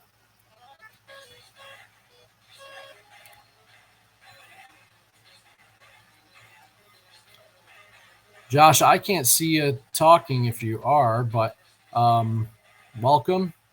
appreciate you being here. I love this music. This is the same title theme music. Oh, that's all right, Jacob. And that this music is one of my favorite pieces of music on the entire NES. Absolutely love this. I hate when you shoot something with Mothra and it's like like if you shoot a bullet with Mothra, it like knocks you down. That's probably my one gripe that I really dislike about the game is that aspect. But oh jeez. Yeah, she almost got caught there a little bit, but that's okay. We're almost at max level with Godzilla and Mothra. We are on the last board, guys. We are almost to King Ghidorah. Thinking about doing a save state just before him, just to make sure. Imagine gang all the way to King Ghidorah. And then losing. Yeah, the only reason why I used save states when I beat it the other day was because, well, one, I hadn't played this game since, like, I was, like, well, I mean, probably, like, 10. Which, I mean, honestly, that's probably not that long, but, just playing it again was pretty nice. But, again, save states, because I didn't know how to avoid the boomerang things, and then, well, Dad was like, hey, you know, if you use Godzilla's breath, you can avoid that, right? And I was like, oh, and when you know it. Yep.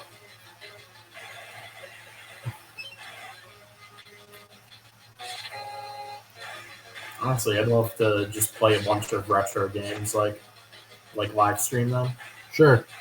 Yeah, I mean, definitely something I've been into for a while. I hate knocking those ones out. Oh man, there's so many enemies in this part here. I hate these like space station, or not space station, these civilization levels. I think just atmosphere wise they look incredible. Gameplay wise, for Godzilla at least, I don't think they're that special. Yeah, I mean, you're just constantly getting knocked into. That's really the issue. 4 UFOs at a time. You got that little Arkanoid in the background. I don't know what to call that. Oh, that's Planet X. No, not Planet X. The blue thing flying up there. Yeah. The whatever the heck.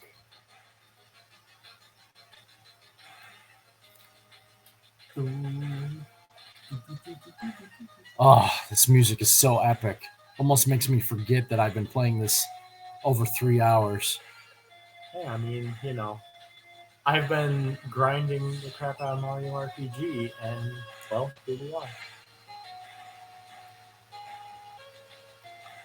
That'd actually be a pretty fun game to run through, is Mario RPG Remastered on live stream. Yep. Or, well, like, we could live stream it. It would be like a 1,000,000-part series. Well, yeah. Like, in several segments, obviously. Well, not several. Probably, like, a good dozen segments. You can get away with, like, a 3 or 4 hour stream. Not quite one as long as that, though. Yeah, no. Let's see. I wish one of these guys would actually move. Ghidorah is just like, here, let me flap my wings menacingly. Basically. I really want Mothra to fight Baragon, though, because Godzilla, that's really the one monster I really would prefer. When I was a kid playing this game, I really preferred Mothra because she could fly. I could avoid damage a lot easier with her. Not realizing just how much more of a beast Godzilla is as far as like damage goes. So as I've gotten older, I prefer to do most of it. Most of my beatdowns with Godzilla, but of course I'll need both in order to beat King Ghidorah. I do anticipate Mothra biting the dust, but hey, we're Godzilla fans. We're used to Mothra. It looks like the Death Star, doesn't it, Jacob? That's actually Planet X. So we were talking early on in the stream. It's been so long. I don't remember if you were actually here for that part. But whatever planet you're on, you actually see that planet in the background. So when you're on Earth, you see Earth and its moon in the background. And now that we're on Planet X, apparently in this game, Planet X is a Death Star. Just super cool. Yeah, absolutely. I think this game is just so full of flavor and lore. Like the way they incorporated all the Toho properties. This was like, a shared universe here before that was even a thing. And just incredible. Yeah, now yes. You're just destroying everyone. There's actually an unused flying Hedorah sprite. Yeah, I am destroying everyone now. But at the end in the end credits, the ending cinematic, there is a sprite of Hedorah flying that was not actually used in the game. So that's kind of a neat little Easter egg as well.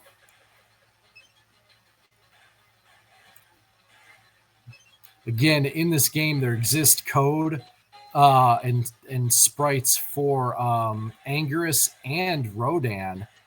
So they were intended to be playable characters in this game, but were cut probably just due to budget and time constraints. Oddly enough, Anguirus' sprite walks upright, which is something I really wouldn't see again until like the Trendmasters toy of him. Which, if you guys are familiar with that American line of Trendmasters Godzilla toys, some of my favorites of all time, they had Anguirus as an upright walking kaiju, and of course Pipeworks would later kind of incorporate elements of that into their game. Kind of just interesting how that all came about and that, but Godzilla's really tearing through people now with his fire breath. He's just like recharging super quick, can basically just keep spamming it, and we're going to tear through Varen in a hurry here. Boom. I'm going to move Mothra up in order to take out Baragon.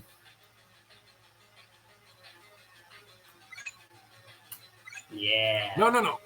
Yes, there we go. I hit the wrong button. Ooh. Mothra's at level 15, so almost at max level herself. She should be once we beat Baragon with her. And we'll be all set for some King Ghidorah action. Yeah, after fighting. Yeah, we still got Gigan and Mechagodzilla. Yeah. Oh, I don't know why they didn't have It's funny that would have been a great idea, Blake, and not really something you saw a lot of though on the NES. Fighting games really weren't too prevalent on home consoles until like the 16-bit era. So like there were some versus modes, of course, in different genres, but like one of the only fighting games I really can think of in our more traditional sense, which almost would be, in my opinion, like what this would be like, was TMNT Tournament Fighters got an NES game. It's actually fairly rare. It came out late in the NES's life cycle. But that Teenage Mutant Ninja Turtle game is one of the few true fighting games I can think of on here. But it would have been cool to have like a versus mode on here. It seems perfectly suited for that. You've got the monsters, you've got the backgrounds. They all have varied attacks and things like that. It seems like it could have gone really interestingly. Hey, want me to trigger some people? Sure. What's your trigger? Godzilla on the PS4 had a versus mode. Oh. However, guess what? The game wasn't local multiplayer, so... Oh, yeah, that was one of my biggest gripes about that game. The game was clearly repetitive and not very intuitive. Like, just the way they design the game, it's fun. I enjoy it. I wish there was a little bit more depth and a little bit more other than the unlockables. There's really not a lot of reason to play it after you beat it. I mean, yeah. And unlock everything. The only reason why I would continue to play it is because, like, I want to upgrade my favorite kaiju all the way to max level. And we should stream that game. I bet you that would be interesting for a lot of folks, especially because the PS4 Godzilla game, we own a copy. We had it pretty much since release. It's $100. It's almost 200, I think, often anyway. Not always. Every once in a while, I see people snag a deal on it, but we do have that game. I think I paid like $30 for it back in the day, used at GameStop, like a couple of weeks after it came out. Yeah, I unlocked every monster in that game. It was quite the slog, but we got through it. And I love that word slog today for some reason. It just feels so accurate when describing many Godzilla games. But Hedorah the slog monster. I do have many physical copies of the Godzilla games. I've always tried to keep up on them as best I could. We've got both the NES cartridges, the second one being the far more rare of the two. I think it usually hovers around $90 to $100 in value. I've had that since I was about 10 years old as well. We have the Game Boy game, which is almost like a Bubble Bobble type puzzle game. If I want Bubble Bobble, I want King Dragon, not Godzilla. It was fun for what it was. Yeah. It just wasn't what you were looking for. Neither was Godzilla 2, unfortunately. We talked about that a bunch tonight. But yes, let's go from a semi-platformer action game to freaking RTS strategy RPG battles that aren't even fun. They're also luck-based, mind you. Yep. No, I agree. Those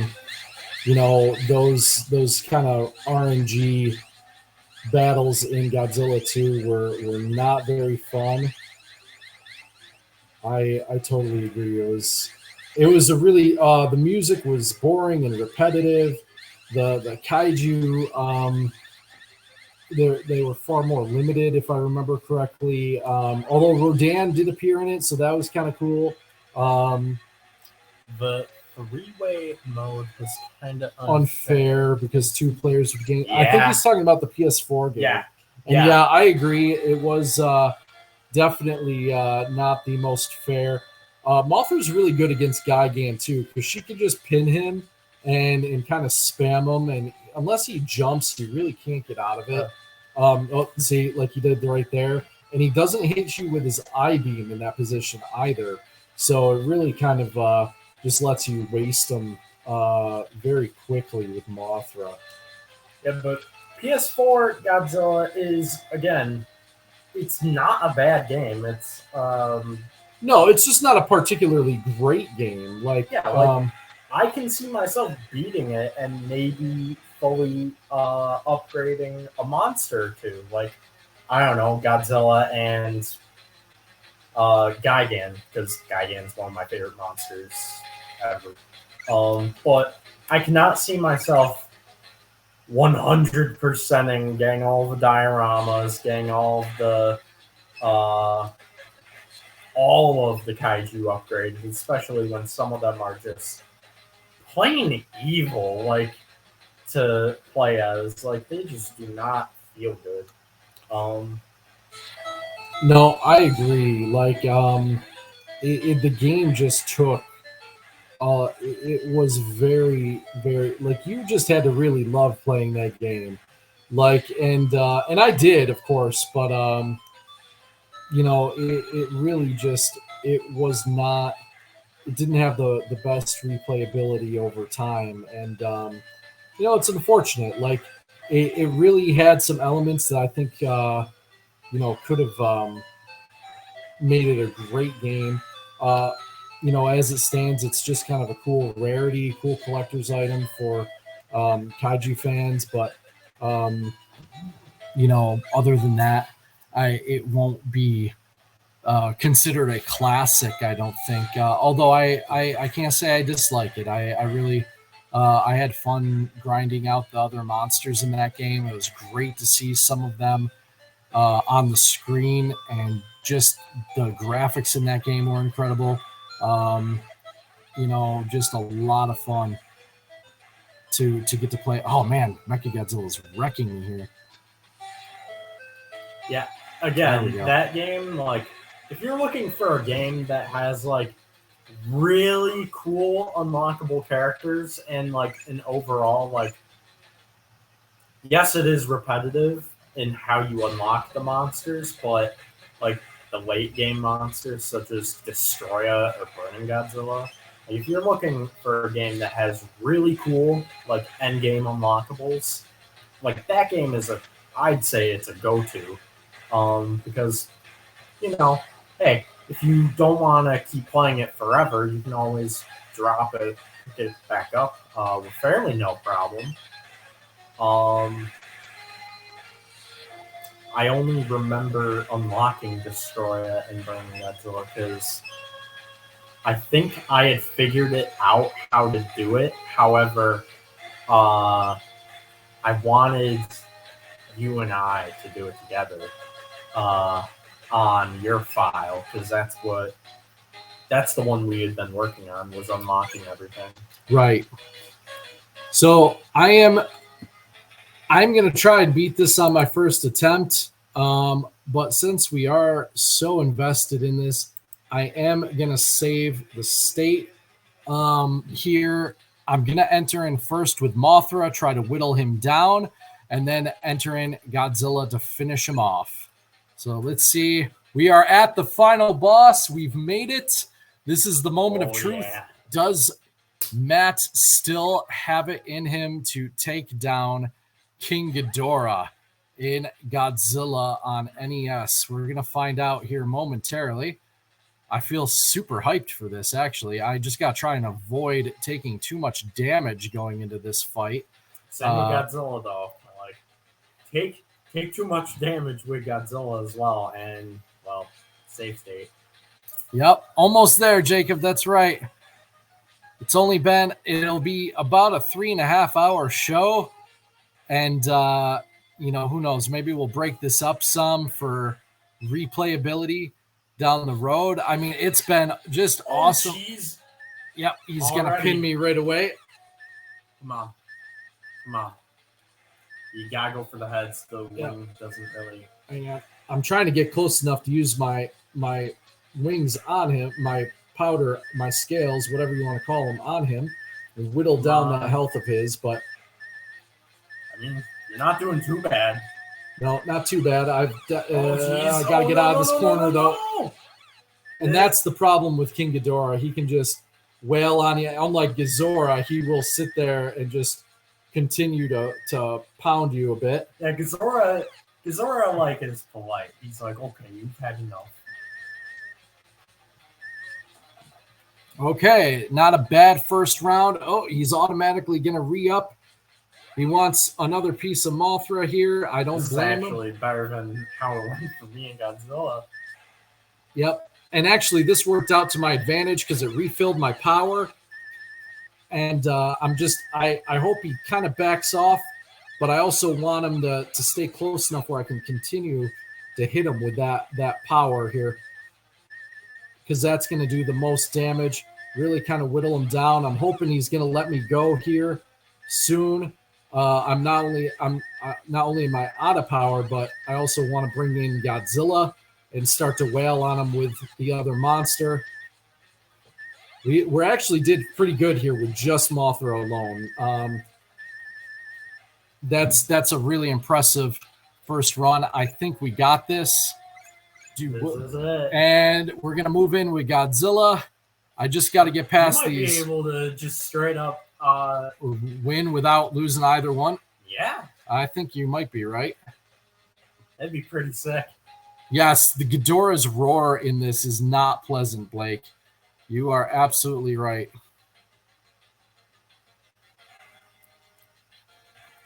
Although still closer to the original roar than Godzilla King of the Monsters was in 2019. I'm just going to say. My son and I argue about this. I really need Ghidorah's cackle, and I was mad that his trill, whatever you want to call it. I was kind of upset that it didn't happen in it would have been cool. 2019. I think it would have been nice if it was like suddenly like Godzilla. No. Oh, that was a bad. I hit start, but must have been a frame too late. It's all right. I got time to hit that. We'll get a couple power-ups here. We'll be all right. I think we did enough damage to Ghidorah that he's on the ropes. No, I'm just going to say it. It's weird how we went from, like, just from when I've been a part of this, we went from talking about my ultimate fantasy, like, of kaiju battles, to Mortal Kombat Annihilation, to TMNT, to just about everything. Yep. Oh, jeez. Yeah. Oh, yeah, we got this. We got this. He's not even going to take out one of my monsters tonight. He's not even going to get one. You got it. We got it. We did it. Woo! Now for the final stage. Right. Now we just got to go through this space station. I don't know why. It feels kind of anticlimactic, but I guess they got to have you beat one more stage just for good measure. We beat King Ghidorah. We're going to be able to see the ending tonight. What a fun ride this was. Oh, my goodness. It'll be just about 3.5 hours. So about this being like, oh, you have to do the final level. So in the words of Ego Raptor, they would not sacrifice their precious formula for a little bit of fun. No, I know. It feels like the Ghidorah part was definitely the climax, but they want us. I know. I thought, Ghidorah is the end. We just got to beat this last level as both characters. We have to get off the planet X, so they have to make their way back to Earth or Earth's moon. Oddly enough, is where we will see them in the end credits. Oh man. This is it. That was Godzilla. We're going to send him on his way. Will you occupy the enemy headquarters? Yes, we will. And time for Mothra. Mothra took a beating from Ghidorah, but fought valiantly. I mean, really, really did well against him. I'm impressed. Usually I end up losing, or at least in the most times I remember beating him, I do remember usually losing one monster. Did not do either tonight. That's I haven't beaten this game in probably, I would say 8 or 9 years at least. Yeah, it's been a while. So I would say that's a win. Dad still has his crown. Dang it. It's okay.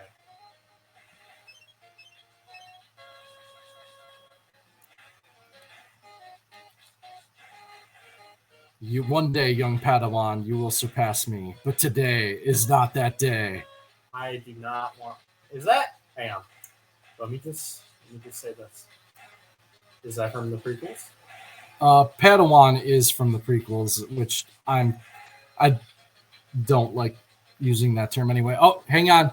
I want everyone to be able to hear this. Yes. This music is pretty epic.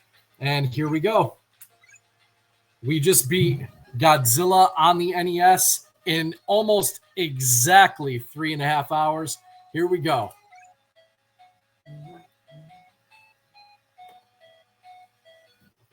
Gorgeous graphics there.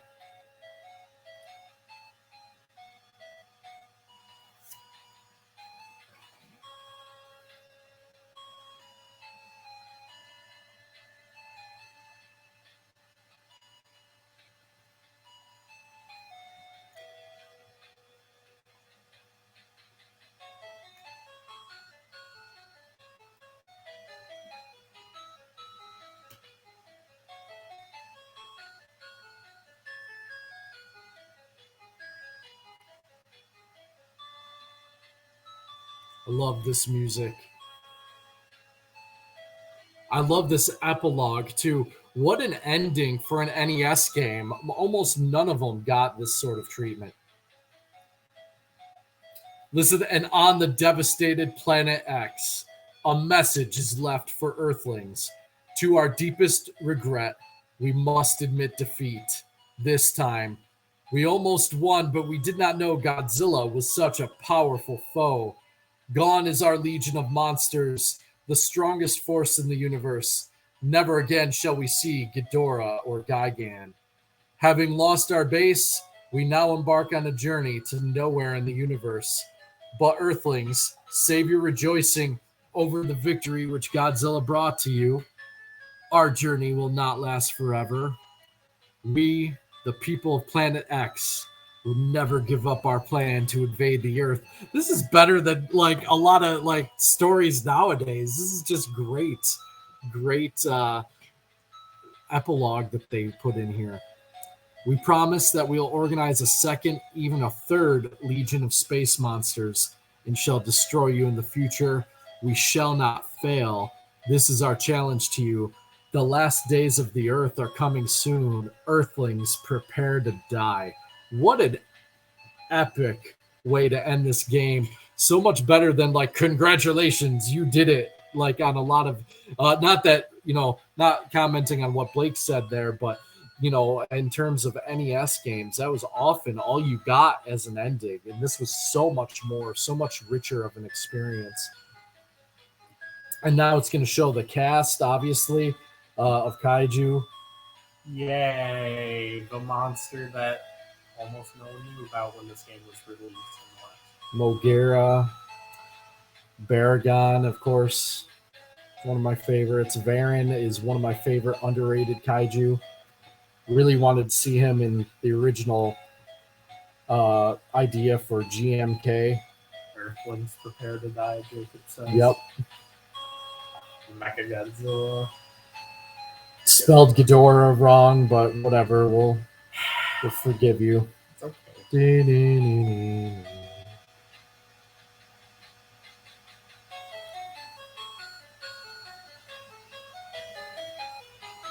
Want the true ending? Play the game on hard mode. Nope. Wow. Thank you, Jacob. Thank you, Blake, for sticking with us to the end. I just want to thank, of course, my partner, Ron, for joining me tonight. First and foremost, we want to thank Jacob and Matt Frank for both joining us on the live stream as our special guests. Just a supreme honor. And thanks for coming and watching this, guys. It was a ton of fun. And we're going to end the broadcast on this note. What a glorious screen to see here. And please, if you feel led to, please visit our campaign on Fund My Comic. Check out some of Ron's art. It is amazing. Share, like our accounts. We're on Facebook, Twitter, YouTube, all with the little @ symbol inside Sector-7. Please help us get out there so we can share this. Yep, we are on Reddit. It's like /username inside Sector-7, Sector-7 or something like that. We're sharing some stuff on there. Want to thank my son for sticking with me the second half of this. Anything? You kept it entertaining. We had a lot of good conversations. So have a great night, everyone. Join us again soon. We'll be back.